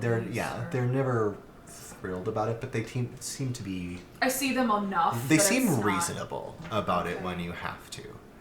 But you do have a new client tonight. Okay, is that the last one? Mm-hmm. I assume, like kind of evening or night. Yep. And this would be a first-time client for you. Okay. Okay. No, I can do this. No, I can do this. I can do this. I can do this. I wouldn't even actually come to think of it. I don't even know how without communication devices. I'd have to like borrow. I don't know. Have phones or like some sort of. You know that there are different people who would be able to convey messages for you. There is a trio of orphans that kind of hang out around your shop. Now that they know that you and Joe live there. Yeah. I think I remember that. Yeah. So it would be Polly, Norman, and gosh, I can't remember the little halfling girl's name.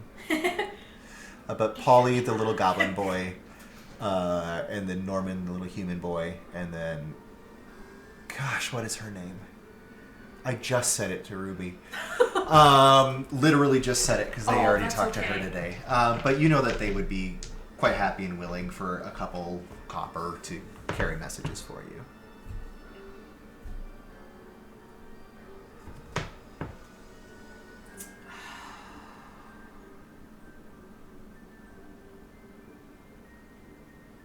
I guess she's trying to decide if she wants to keep the last appointment and cancel her plans for the day to I don't know, to rest, or there's really no solution.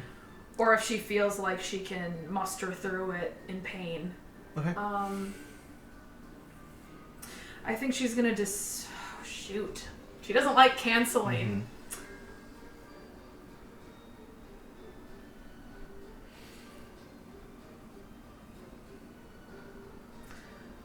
I think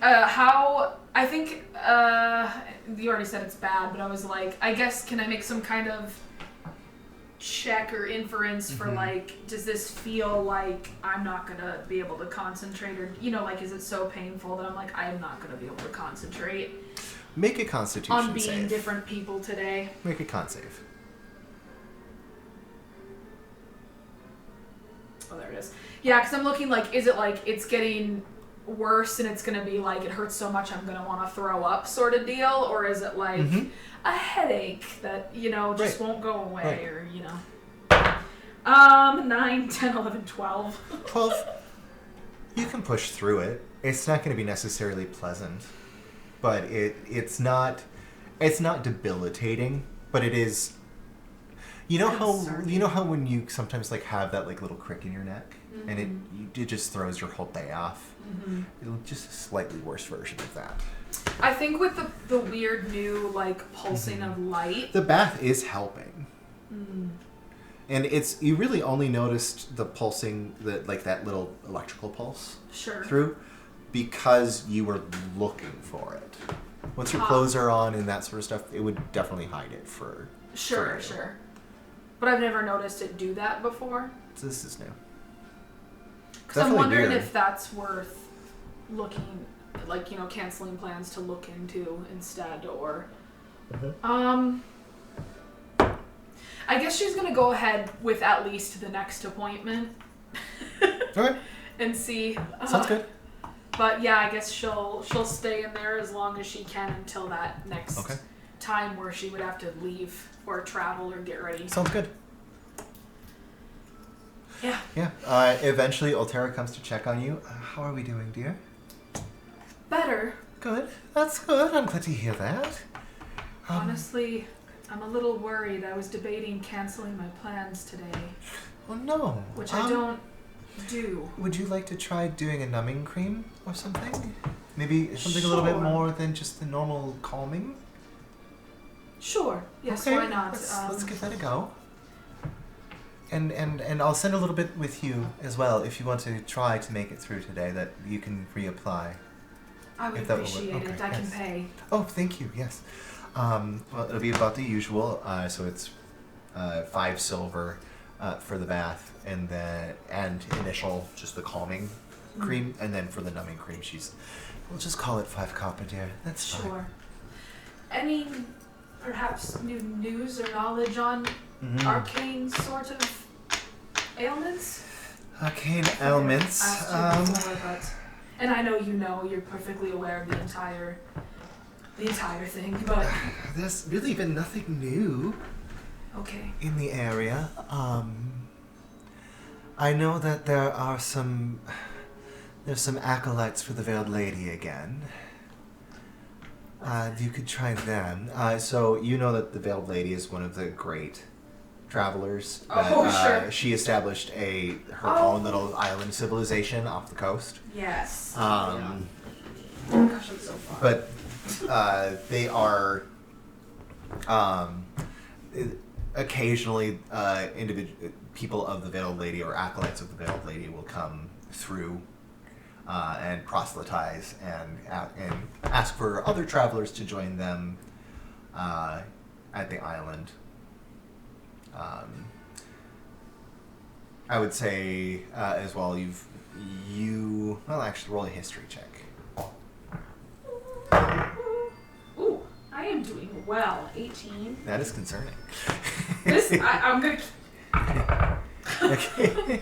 What'd you get? 18. 18? Okay. Yeah, within 18, you know that a lot of travelers, or at least from what you've been able to gather from people, as they talk about the great travelers and all that sort of stuff, sometimes they are just so destructive and incredibly powerful that they are not able to gather followers. The Veiled Lady has been extremely attractive to lesser travelers, especially those who may have been clerics in their original lives. As a individual to gravitate towards and to find that kind of sense of worship and godliness through this traveler. She is not a goddess herself, but her powers seem to be on restoration and rejuvenation and that sort of stuff. Sure. Well, I suppose if I ever track one down or have the ability to go there myself. There's a few here in the city today, but Really? that's about all I know of. Yeah, they make their way through every once in a while. Bunch of crackpots, if you ask me. What do they do in the city? Come for supplies or? Yes, they of course supply themselves for their journeys, but they're mostly here to evangelize and to proselytize for the lady. Ah. Yes. Recruits. They gather, they recruit, and they move on. Occasionally they do some healing work, some minor healing work for the people of the city, but that's about all it ever amounts to. Healing wounds and broken bones and the like. I very much doubt they would be able to do anything about that. Of course. Well, thought I'd ask. I'm happy to provide whatever I can, and unfortunately today it is just the creams. I'm so sorry, dear. It's Hopefully totally this fine. passes quickly for you. Of course. There's always I have hope. a tight smile. Yep, there's always hope, dear. But she gives you a hug and sends you on your way as she turns back towards another group that is waiting. By the way, I turn back towards her. Perhaps you might want to be a little kind to Captain Hardscale. I don't remember being mean to him ever. Oh, I know. I'm sure you're not. Very well. I will try to remember to be nice to him. I give her like a look and a wink. She just kind of turns back to the other group. Just don't rush me. I'm not. Just because we're both scaled doesn't mean that we're both.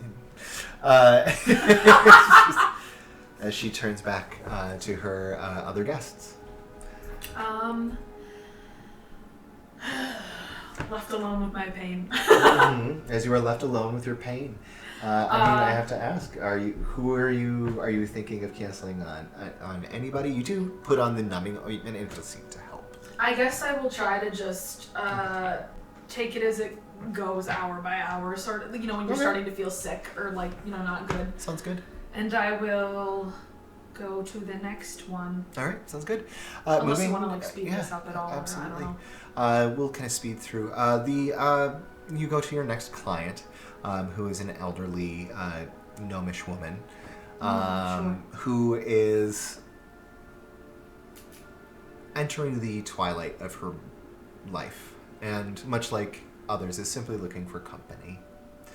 And so, because of her age and her body beginning to fail on her, she has a hard time getting out and about. And being a gnome, she outlives most people that she would have been close to. Sure. So people who come to see her are few and far between. But you are one of those few people. Do I know of anything that she likes or enjoys, that I can buy for her on the way? You know that she was a tinkerer in her past, and so it really enjoys looking at new items and new things. She's also rather fond of pansies. Sure. And the like. Another individual that you don't necessarily have to do a very specific guise for. Sure. I'll say if it's kind of on the way or if I have time, I'll stop by a shop that's kind of, like a wooden toy or puzzle shop. If there's any intricate puzzles or sort of, how do I explain it? We have them now where it's kind of you have to figure out a ball or kind of take things apart or sure some kind of mechanism that she would find enjoyable to play with or work on. Okay. So as far as in the northern coast... And if not, I'll go for the flowers instead. Okay. Northern coast, you definitely have access to some flower shops as well. And then if you step by Delstra's Steelworks in the Causeway, they would have... usually Reginald, who's an elven man, does really high intricacy work, and so he makes little metal puzzles and the like, or does very fine craftsmanship artwork with the metals that he's provided. But Delstra would probably be the place to stop and get something like that. Sure. You're able to easily go procure a couple little things for her. Go ahead and roll a con save. Yeah, either just puzzles put together or take apart, whatever she kind of likes to do. What was it, con save? Where are my eyes? Oh, there it is. 13 plus 3, that's 16. 16? Yeah. Okay. Oh, yeah. I just noticed, and I forgot about if we're not including it, but it looks like I have advantage against disease, so I don't know if this is not a disease. Yes, I didn't think so. No, so it's not a disease.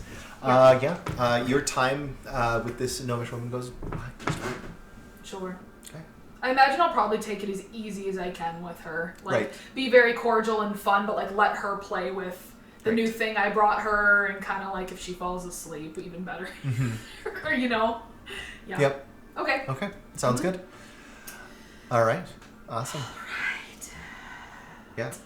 The numbing cream seems to be helping quite a bit at this point. Good. You're definitely in less pain than you were at the bathhouse. Sure. Mm-hmm. Yeah, I'll entertain her and make her laugh. Sounds good. So it's time to go. Yep. And as soon as your time with her is done, you bid her farewell. She gives you a little hug. And, yes, I hug her. Sends you out. This arm. Yes. Sends you back out into the street. Okay. Okay. You made it through this period of time. 2 more. Okay. Sounds good. 2 more. You continue on to your next client. This one is a dwarven man who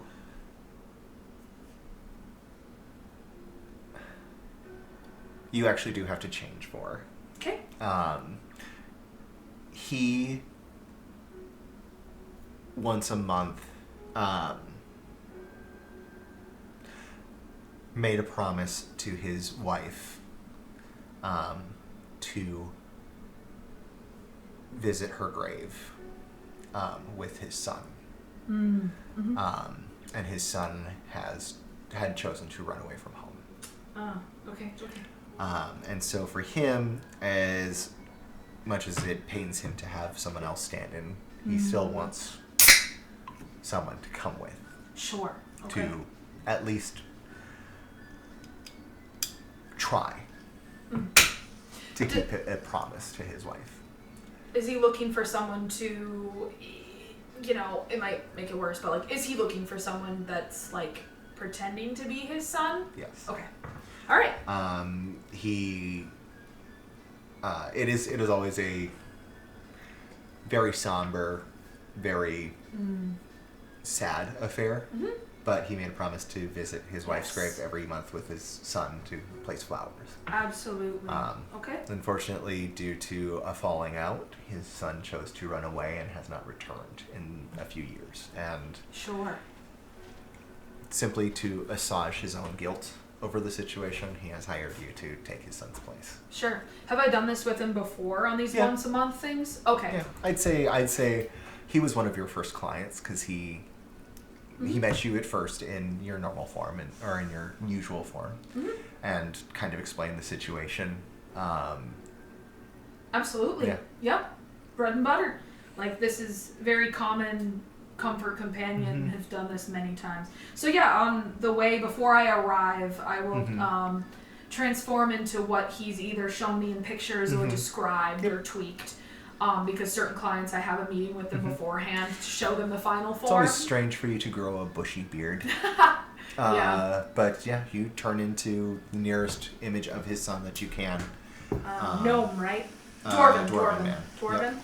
And I will use the glamour weave to change into some just very typical children's dwarven clothes.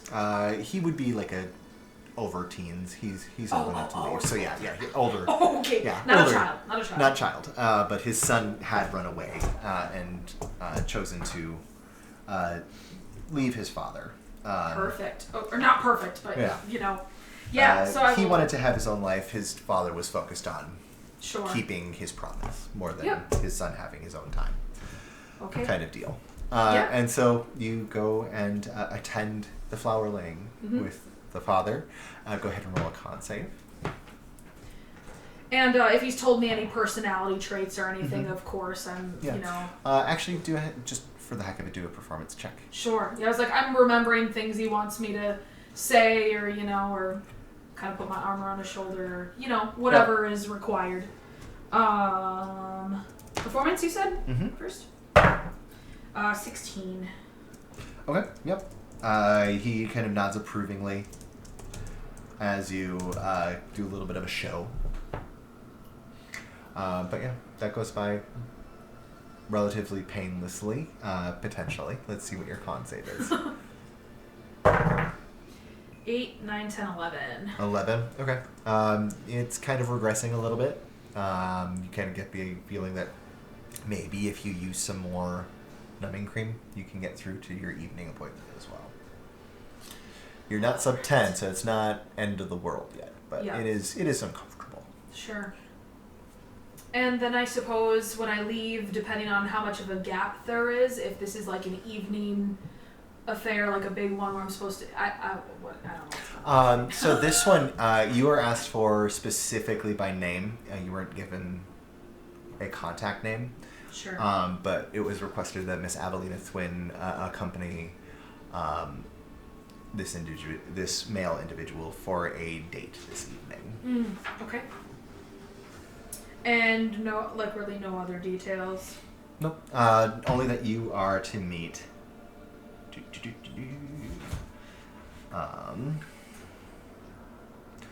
At the Precipice, which is the an Overcity restaurant. Oh, sure. So you know that the individual is of some means. Some renown. Mm-hmm. The Precipice. Okay.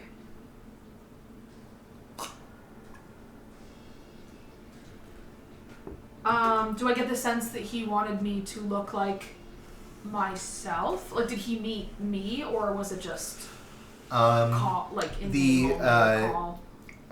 The appearance was you were instructed to dress fashionably and to appear as you will. Okay. And if I have, well, if there's a big enough gap, I'd go home. Otherwise, if Okay. Yeah. like I there's would not, say I'd just go straight. you'd have a few hours between meeting up with this individual and your last appointment. Then I would probably, if there was time, it's kind of that like I'd probably stop home and hang out or rest for a little bit, and then get ready and go back, go out. Right. Sounds good. Yeah, you've been you return home for that period of time, and there's no Joe. You've missed each other entirely today.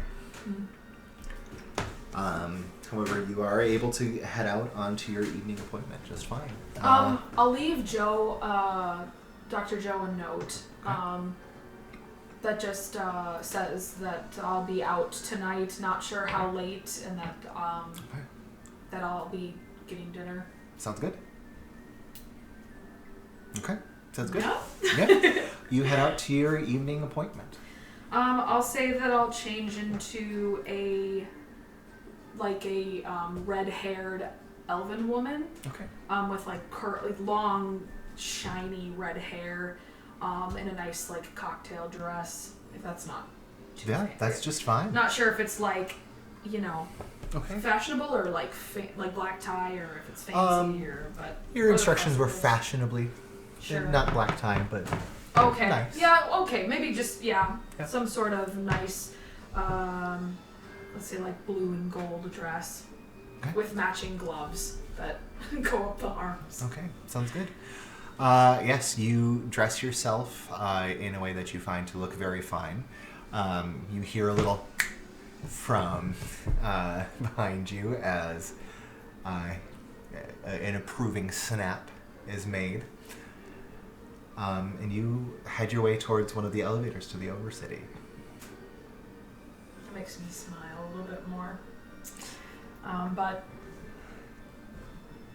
yeah, okay, I go. Sounds good.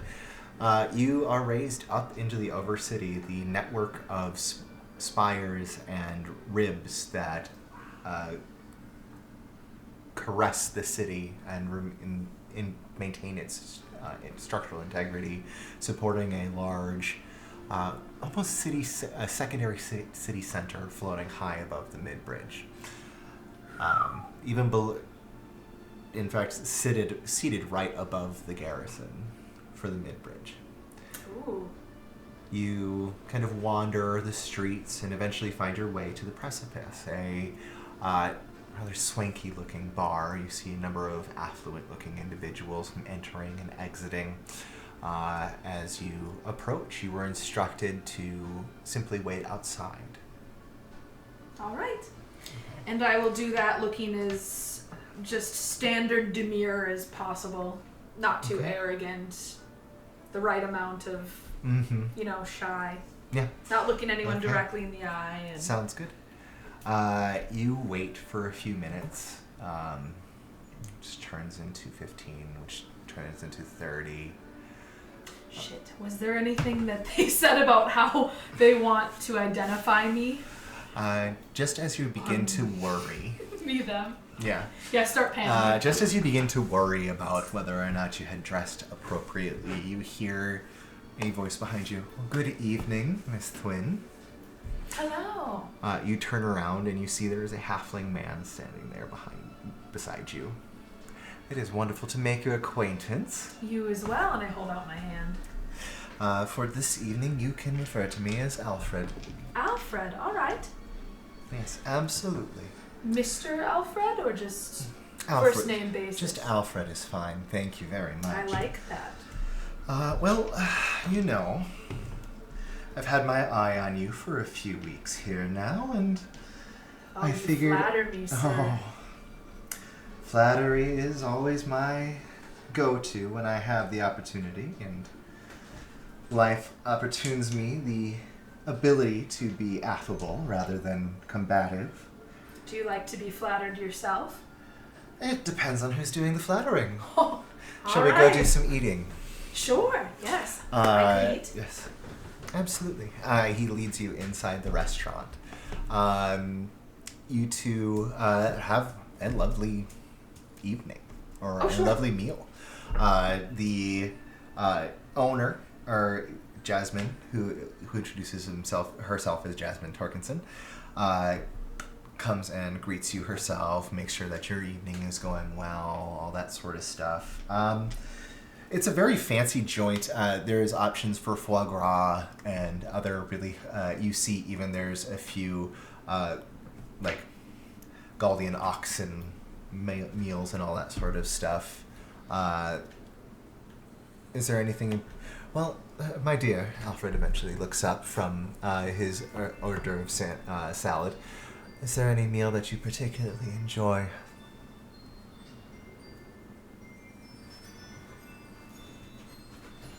She pauses for a moment.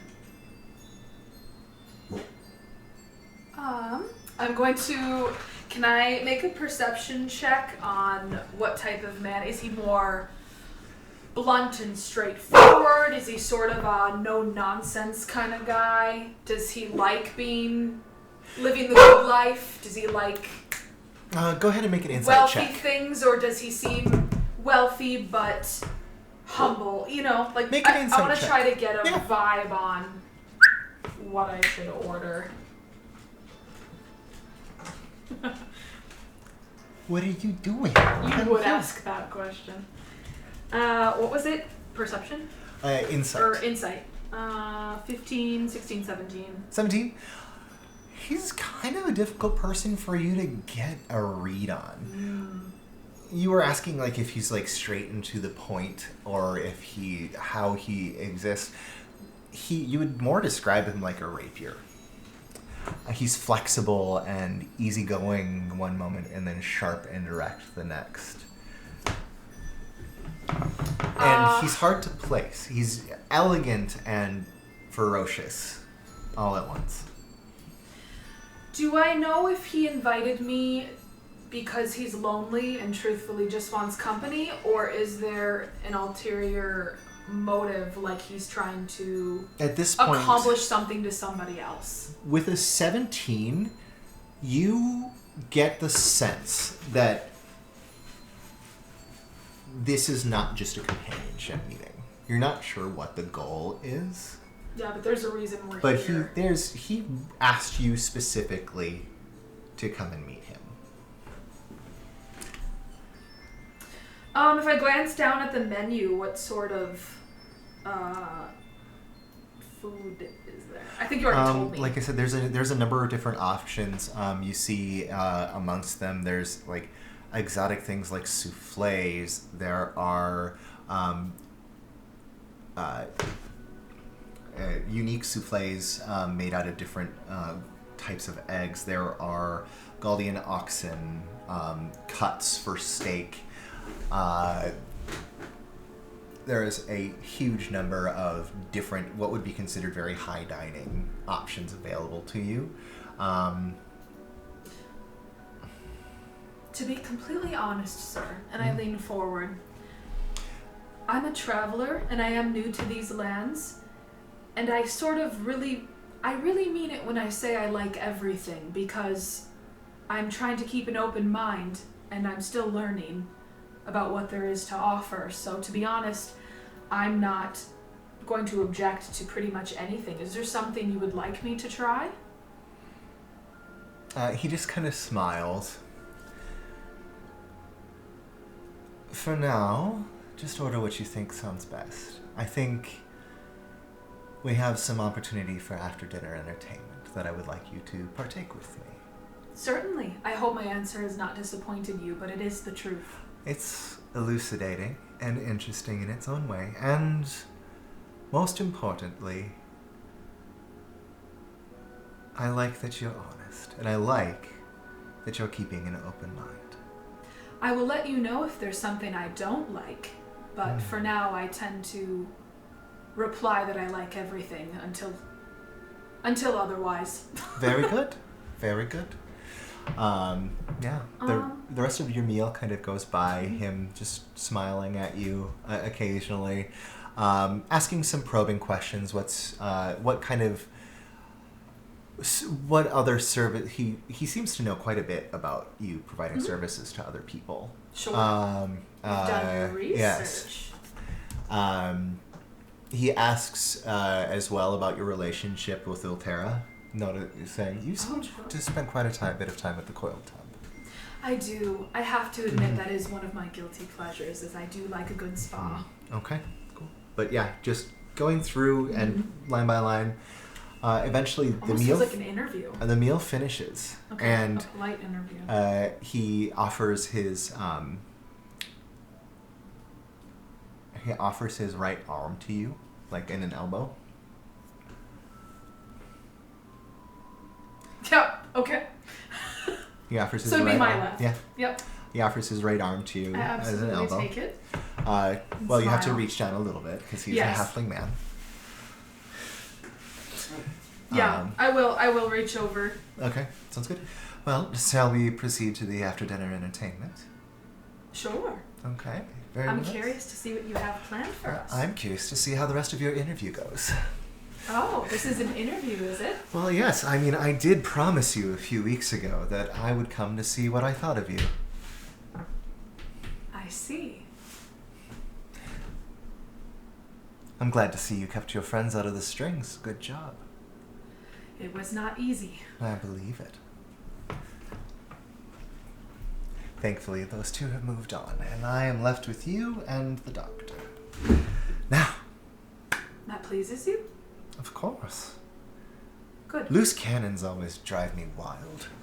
And he begins to walk in the direction of the elevator. Come on, we've got quite a ways to travel. What makes you think I'm not a loose cannon?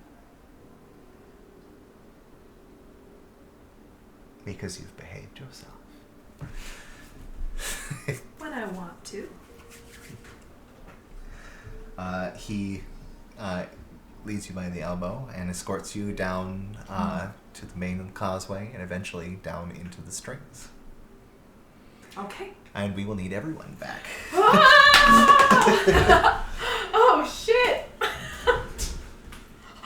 Alright, actually it's a good time for a break. Now that we have all rejoined here at the table, you have found yourselves descending with your various groups deep into the strings near the mid-bridge of Von Trott. I thought we weren't going this deep. Eventually you find your way into a large upside-down pyramid-shaped building supported by a huge number of different connections. Bridges extending into the structure from various locations, and above every doorway, a noose hanging on a wooden placard. You have found yourselves at the Noose, a gambling den, on one of the seediest locations in the entire city. I don't think that was pitched to me. It was not, Joe. Intentionally. However, you are walking with your friends inside. For Audrey, who has flown in to meet up with you, Boggs, the Batkin stands at his full height, nearly as tall as you, but gangly and thin. His hands kind of close around him to create a bit of a cloak-like situation, and he goes, "Well then, my friend, please, let's go and get you registered." Lead the way. All right. He leads you in. and you descend down into the depths of the pyramid.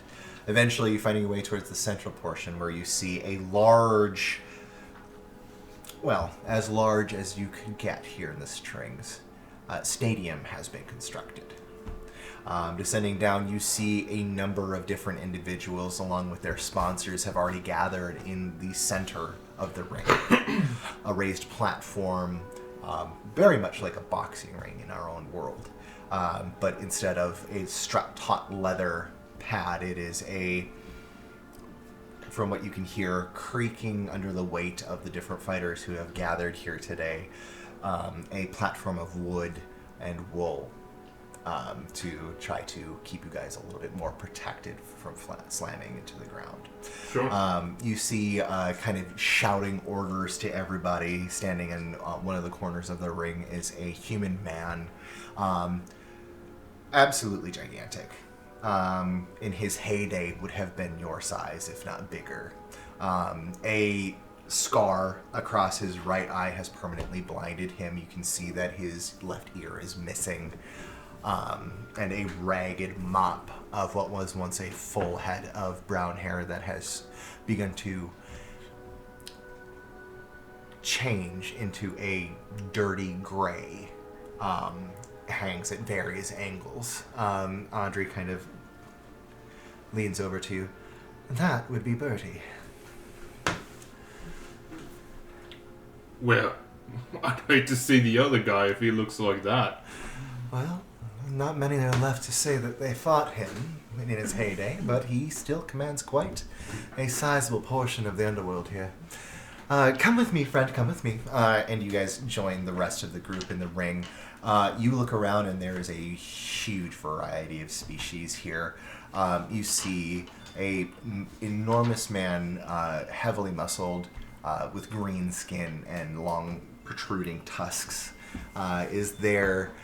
There is a dwarven man who looks, if it could be even done, stouter than Dedrick, of just a pure barrel of muscle.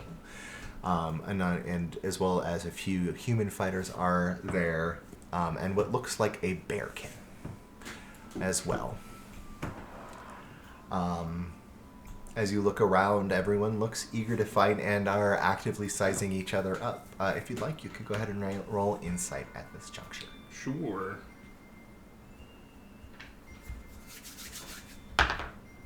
That'll be 13. 13? Plus 3, 16. 16? Okay, sounds good. With a 16, as you look around, you definitely get the feeling that your biggest competitions are the dwarf and the bearkin. The bearkin stands a full head taller than you. But the dwarf, it would be like looking at a stone, is the feeling you get from him. Sure. But you see as Birdie kind of looks around, all right, the mess of ya. You're here to put on a good fucking show. I see some good talent here, and he kind of pauses as he looks over at you and Audrey standing together. And it looks like we're going to have ourselves a right good time. It'll be one-on-one. There's no fucking rules other than no weapons. Beat the shit out of each other and call it a day. Move on so that the next fight can take part. You gets it?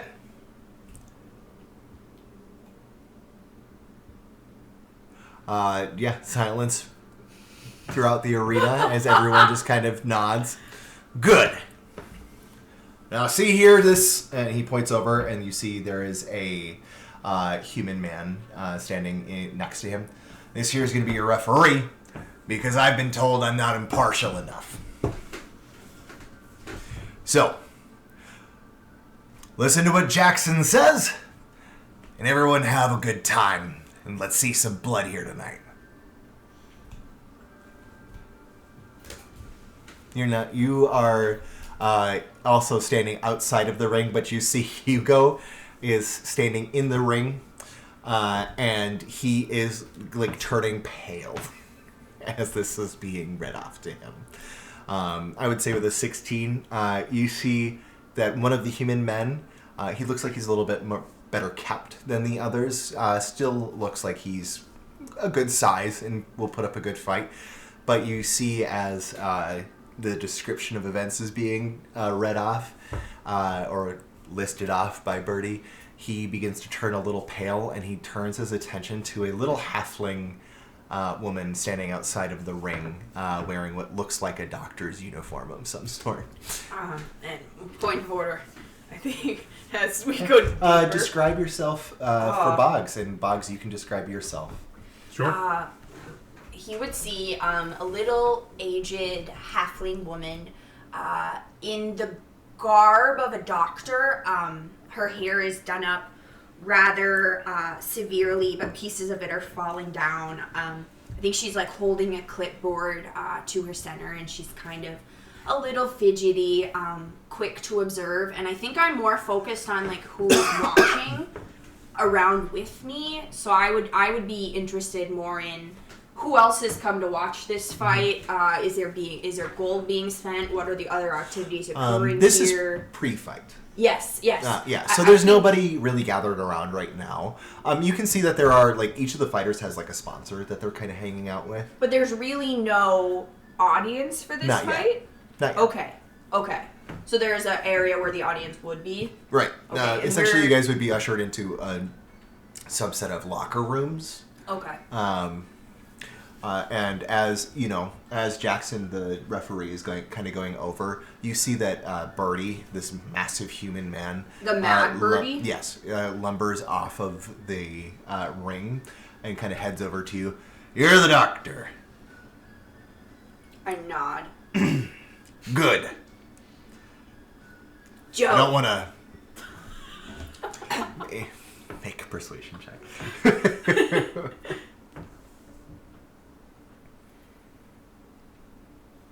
Just me looking at my bonus. I was like, surely I have.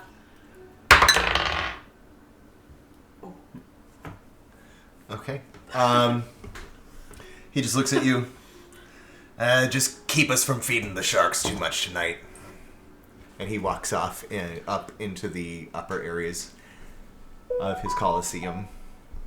Joe goes to say something and then words fail her. She chokes on some spit and turns her attention to the other people in the pit, Including Boggs. Yeah, so Boggs, for a human, he is very big. He is 6'6", mid to late 30s, built like a mountain. Just not what you would expect to see as far as like an average human. Muscled. Yes. He is wearing kind of a. You probably can't totally tell the muscles, but I mean you could definitely see there because he's Silhouette, in a bit of strong. he's got a bit of a trench coat on still, where underneath peeking out you can see like a vest and a blazer underneath that. Yeah, he's probably got a bowler cap on as well.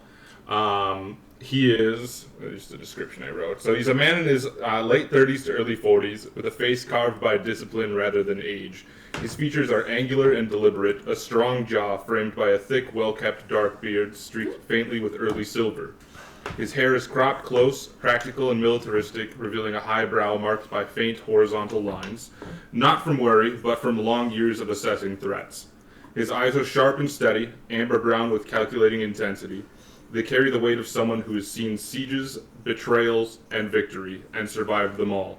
There's a stillness in his expression, the kind that suggests he speaks rarely, but when he speaks, people listen. A thin scar traces subtly through his beard along the cheek, not disfiguring, but telling that he's been in close combat. My money's on that guy. Joe thinks to Real herself. quick point of order. Did you bring your knives with you? Did you give them to Audrey? They would probably be on. They're probably in his boots. Okay, sounds good. Just real quick sleight of hand for me, just to make sure, just to see if you can get him onto the ring without anyone noticing. Did you say there's silver in your hair too, or is it just the beard? Just the beard. Just a little faint bits of silver in the beard. Bit of age. 15 plus 3, 18. Yeah, absolutely. You kind of see that they kind of look you up and down. You kind of flash your hips and all that sort of stuff, and they go. Jackson goes, "All right, good enough. Sounds good." Oh, so they're really not checking. They are at least making sure there's no visible weapons. He just did a good enough check to not have visible weapons. Mm-hmm. So, anyway, you guys are then led into barracks of sorts.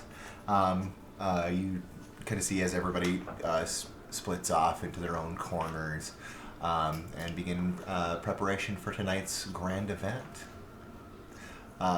Hugo walks over to you, looking paler. Hugo, you gotta make some friends down here. You gotta ally with I people. don't want to. Dr. Joe, I don't want to make friends with anyone down here. I think for both of our sake, you just gotta eat it. You're not gonna be the strongest guy here, and you're not gonna be the smartest guy here, and you are gonna be here. I'm just really hoping I don't pull the bear first. That's okay if you do. You have things you could do. What are you particularly good at quickly? I'm really good at, in the barracks, I'm really good at arm wrestling. I'm really good at sleeping. I'm really good at eating, and looking intimidating. Oh. I need you to do your best on that last one. Okay. I need you to really excel there. We can go over some things. Like, do you know... Dr. Joe, I really just want to be back in my bunk. Can you do some dynamic stretching for me? Can you do some, like, up and down? I can do some dynamic stretching for you. He gets down, he starts doing push-ups to get a pump on. Dr. Joe hits the flask. Yes. I get out some bandages and probably, just point of order, I don't know if I would have like healing potions. If I had some downtime, then I would maybe have brought one. You could have brought a couple. Those would be like backup-y. Yeah. So yeah. just Yep. if I could maybe make a check for what happens to be in my back pocket. Like what's in my medicine kit today, knowing I was here. Sounds good. Couple. Yeah, as you kind of look around, real quick, can you roll a d12 for me? Ooh. And ignore ones. 3. 3? Okay, sounds good. You don't need to roll any. Well, actually, if you want to roll for Hugo, Yeah, what do I roll for Hugo? roll the d12 and ignore 5s. Weird. Well, excuse me, ignore 5 and 3. Thank you. 5 and 3. 4. Okay, sounds good.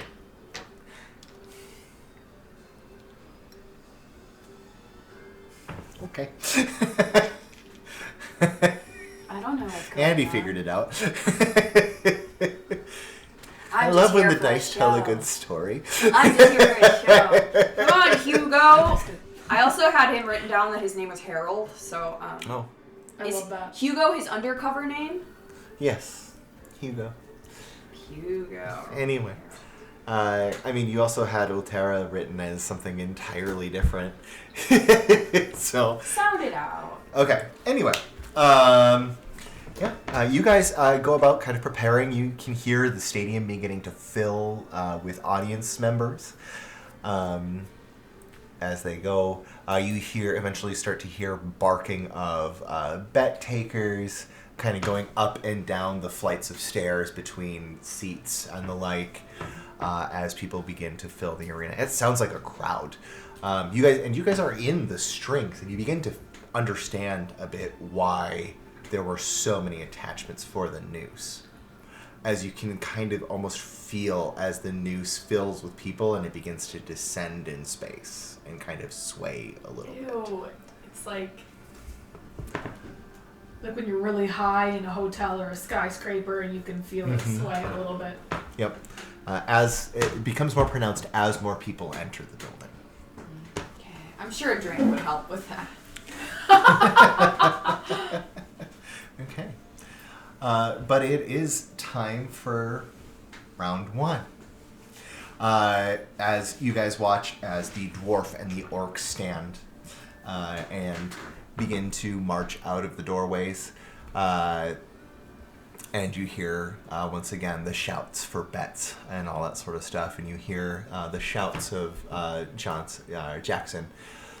All right, first up for tonight, in our first round of the competition, we've got... And cheers and screams explode as you hear chants for blood and fight and all that sort of stuff. Joe cracks her knuckles and hopes of being able to heal all this blood. Eventually, you hear shouts of dismay and approval as a 1, a 2, a 3. This round is over. Who wins? You guys watch as the dwarven individual walks back in. He's got a little bit of a cut on his forehead that's dripping down his face, and he kind of waltzes over to you. Hey, Doc, can you fix me up a little bit? You win? I did. All right. Yeah. I can fix you up. Yeah. Can you, actually, As opposed to? on my way in here, Jackson asked if you could be ringside. Oh, I'm sure we discussed that in the contract. Well, no, it's just that the orc is going to bleed out if you don't fix him. Right. I'm gonna come back for you. All right, if you're sure. So you run out into the stadium. Oh, sure. You Sure. are now approaching the external of the building. Your escort, Alfred, has been kind and just as affable as he was at the meal on your way in. And really, I do think we're going to have quite a treat tonight. There's a bit of a boxing championship going on tonight, and I think we'll see some really interesting stuff here. You know, I really think this will be important for you to see some of the methods my organization may use going forward. We are always looking for weapons, after all. So you have people of yours in the ring? More or less. As he kind of escorts you in and eventually leads you to a high box seat. It's still kind of visible. You see a pair of double doors swing open, and you see a small familiar form running out to the ringside, and they're towards a large orc who is laying face down on the floor. Hey, buddy, let's get your face up. Can't breathe in our blood. Gotta breathe in the oxygen. You would see a thin mask, a very thin, poorly constructed mask conceals most of my face, but the top half would be someone you recognize. As Alfred next to you kind of goes, wow, I was not expecting this one today. Okay. This is outside of my plans. This is wonderful. We get to see just how effective our good doctor is, don't we? I would put my back to the, like, Oh, that's right. He knows her. I would, like, put my back to, like, the audience side and, like, look for, like, the most brutal area of injury or just quick medicine. Okay, sounds good. Medicine check. Oh, good. I did invest in medicine in this character. It's been a while. 21. 21. You are able to patch him up, bring him back from the verge of death, and actually bring him back to 1 HP. Okay. As you are, as he Okay, you're gonna need to he use your muscle. tries to use one of his hands to push on your shoulder to stand. But eventually, between yourself and Jackson, you are able to get this orcish gentleman up onto his feet and lead him back out. All right, that was a good one. Hey, folks! Jackson is shouting now to the rest of the audience. All right, place your bets. We've got our second round coming up. Here we go. We got a couple big gentlemen in here for you. We have Bugs and Hugo. I slapped my good buddy on the butt cheek. Go on, bud. You got this. Is this the guy that? This is the gentleman. Is this the guy that I'm told to beat up, or am I looking for a different person? You see, Audrey kind of goes. Okay.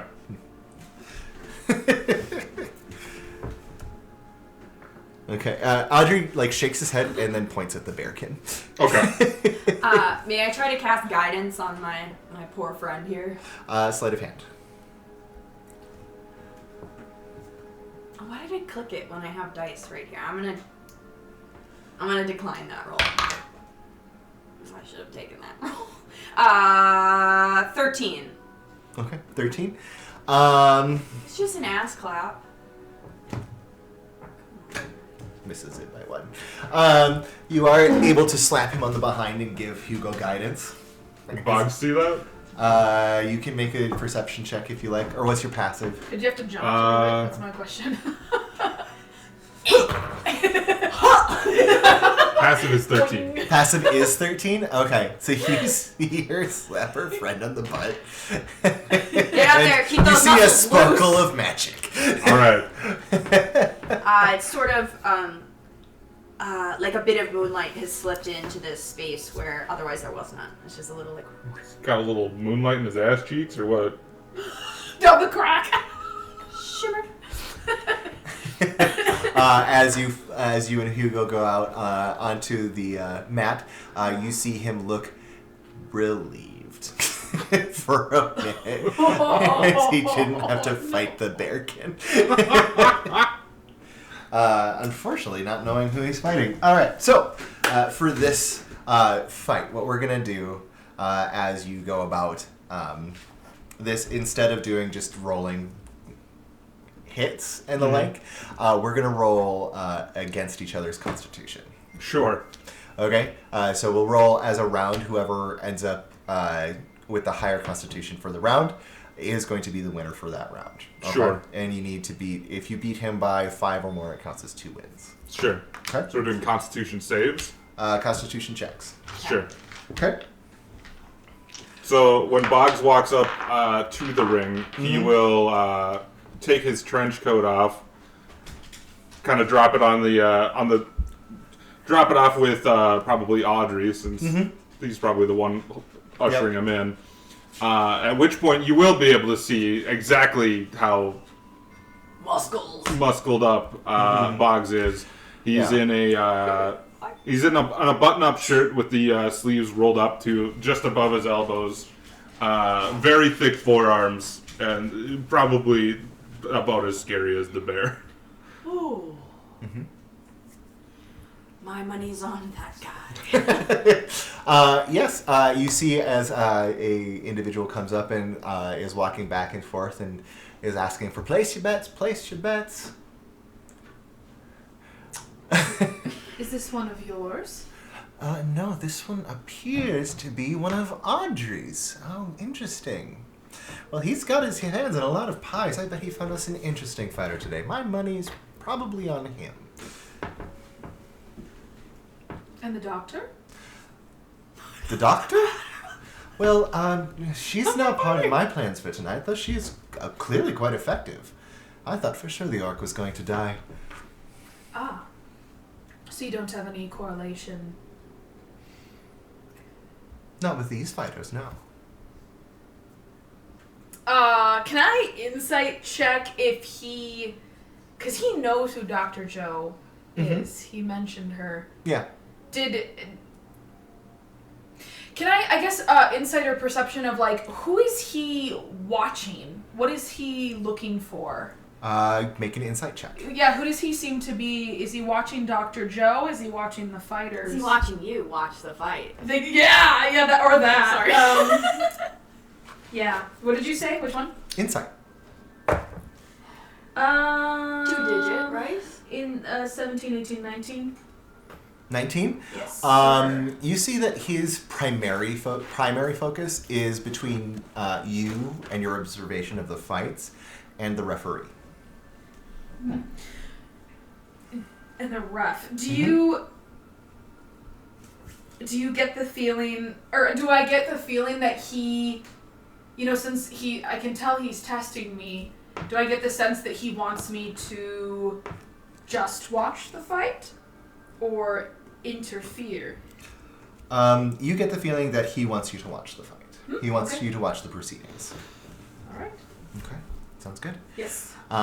You guys Jackson takes you and Hugo, who once again looks worried, into the center of the ring. He says, all right, are you two ready? Let's get it on. And steps back as you two begin to fight. Can I insight check to see what kind of he's good to size up my opponent? Yeah, go for it. Insight. 13. 13? He was just a boy. Whew. 13. Yeah, it wasn't great. It's 10. It's hard to tell. He's good. At the very least, he's got a very good foundation. Okay. He's not going to be a pushover, but you fought tougher. Okay. For sure. Okay. Okay? All right. So go ahead and roll your first Constitution check. An exciting roll. Less suspense. That is a 11. 11 total? Yeah. Okay, cool. He rolled a 10. Nice. Got him. You guys begin to square off. And like I said, he's got a decent foundation to him. This is a very early stage in the fight, and you're probably knowing that you have more fights going after this, you're not trying to put all the gas in the tank. Mm-hmm. Right, and so you take a few testing jabs, he takes a testing jab, and as he takes a second jab, you dodge and land one on his chin, and you watch his face go slack for a half a second before he kind of shakes it off and tucks his hands further into his chin. Sure. Okay. Go again. Oh, God, that's so bad. 12. 12. Okay. He got a 17. So he's going to get 2 wins on this one. Sure. As he kind of refocuses and doubles up, you watch as his initial jabs turn into a right hook and then a haymaker from the left. Sure. And you feel both as you kind of get rocked a little bit onto your back leg. Sure. Okay. Next one. I'm going to use a luck point for that. Okay, sounds good. These are wild. Switch your dice. Switch your dice. There we go. That's better. 19. A 19. He got a 9. As you return it back, this time understanding that you know what, he is a kid, and you still do need to take this fight a little seriously. Mm-hmm. You are at 3 wins. How do you want to do this? I think Fox will he'll probably take it a little easier on him. Okay. I mean, it'll still be a KO, but he's not gonna crush him. Okay, sounds good. It's probably just gonna be he's gonna feint a punch and then just go one quick left to the gut and the other right underneath the jaw. Okay, sounds good. The punches land in quick succession, and you watch as his eyes roll back in his head. Joe, you watch as he collapses onto his back, and Johnson runs over for the countdown. All right, 1, 2, 3. Okay, I'm up. 4, 5. Oh, is it 5? I thought 6. Is it 10? 7, 8, 9, 10. He's out. He's out. I would have known that based on the first round, but when called upon, I scutter up there. You crack Take it some a couple smelling times salts. to get my leg up the tall embankment, and then I go for whatever looks the most injured, stabilize him, Okay. smelling salt Sounds or good. 2, get him up, roll him off, maybe get Jackson and move him along. Okay. Sorry, Sounds buddy. good. You are able to rouse Jackson and You're able to rouse Hugo. You two kind of limp off together as he goes, this is I'm probably just for the gonna go best." take a rest. Yeah, maybe listen. Go lay down and see if you can hear Take a anything. rest. Okay. Yeah, any I'll scuttlebutt. see if I can. Yeah. Yeah, that sounds good. Don't Thank go you, to sleep doctor. though. Don't go to sleep. Don't go to sleep. You But might I'm have so a- tired. Yeah, you look a little concussed. Is that what that is? Is that what the ringing is? We'll talk later. Okay, sounds good. Thank you, doctor. He wanders, kind of like staggers into the back room. How's this guy looking? Fine. Okay. Boggs will catch a quick cough. Yeah. And then go grab his cigar case out of his trench coat and go light one up. Okay, sounds good. Tobacco smoke joins the rest of the plethora of smokes already ascending into the atmosphere of the ring. Okay, sounds good. It looks like that one held back. Like he could have done worse, but went easy on him. It was kind. That's a good instinct. You saw it right away too. Anything else? Did you see anything else during the fight? He was very strategic. Definitely knew what he was doing over the other one. Mm-hmm. Kind of glance back at the doctor again, and then back. I'm still trying to throw my leg up over the side. Trying to get out of the ring. Yeah. Someone give me a stool. Yeah, Jackson helps Yes, you yes. out, and you. return to ringside. Okay. Yeah, Boggs, you make your way back into the rear as the bear and another human individual kind of pass you. The bear again gives you a little bit of a shoulder check. Oh, check him right back. Absolutely. We're going to do contested strength for that. Strength? Yep. Deal. Oh. Careful, boys. Good sportsmanship and the like. Save it for the field. The bear is the human. There is a bearkin. Oh, sure. Yeah, the bear and the bearkin. There's a and bear human. of a human man, and then there Yes. is also a No. bear man. Right. I thought you described another human No. that you said looked like he could have been as big as him in his prime. Yes, that was Mad Birdie. That was sure, yeah. sure. He's you would see Alfred would point him out across the stands to you in another like a more grand little viewing booth. Is he like the proprietor Yes. of the noose? Yes. Okay. He's the owner of the noose and the organizer of tonight's event. Is this strength or athletics? Strength. Okay, 15. Yeah, you're strong. Yeah, he got a 9. What He did you rolls say? so bad. What was his name? Mad Birdie? Mad Birdie is the owner and proprietor of this I don't know if he establishment. calls himself that, but Matt Birdie or Mad, Mad? M-A-D. crazy. Yeah, just Matt. He goes by Matt.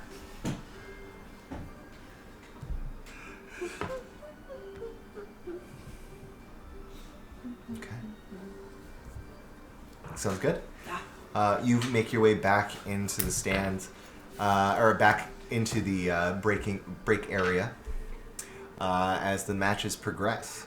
During this one, Dr. Joe, you watch as the bear and human kind of square up. Easy and- on the claws. You kind of shout that, and you kind of watch as the bear sneers at you a little bit. I would heal you just as much as I heal the other guy. But he does kind of close his fists a bit more, so his claws aren't as easily used. Sure. Takes me a lot of work. Are you voting for the bear or the man? I think I'm voting for the bear. The trope remains. Yep. I want to see this man get beat up. Yep. As you guys watch as they begin to square up, you see as Alfred kind of takes his own little timepiece out of his pocket and looks at it and looks down at the ring, closes it, and pulls a little silver whistle from out of his coat pocket. Well, it's time for the experiment to begin. And blows it. A piercing whistle fills the facility, And you watch as Jackson, from a pocket on him, pulls out a glass ball. And you can see, you a little bit closer, it glows red. And there seems to be like a small moving bead of red in the glass ball. Oh yes, of course. Jackson raises it above his head and smashes it into the floor. Yes, of course. Of the ring. Pyrotechnics. As he does so, your arm bursts into pain. You all feel as magic explodes into the arena, as though somebody has released magic concentrated desperately into this area. As your arm explodes in pain, two of you become keenly aware of a sensation that you felt before.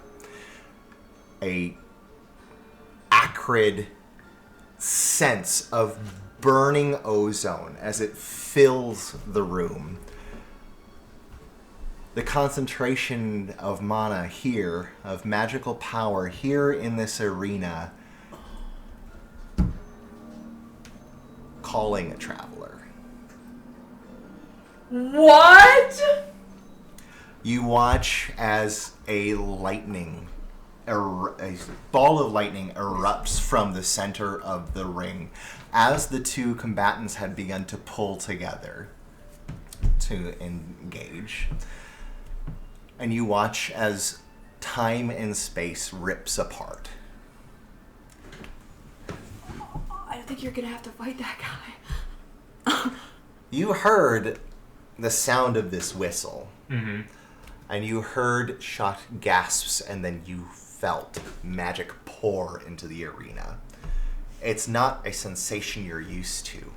And it happens so rapidly that it almost gives you all a sense of nausea as this sudden surge of magical power occurs.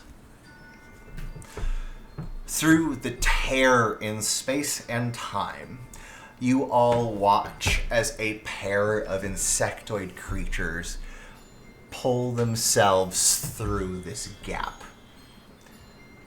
Once again, you feel your arm, and you see as lightning kind of strikes towards you. Never meets you.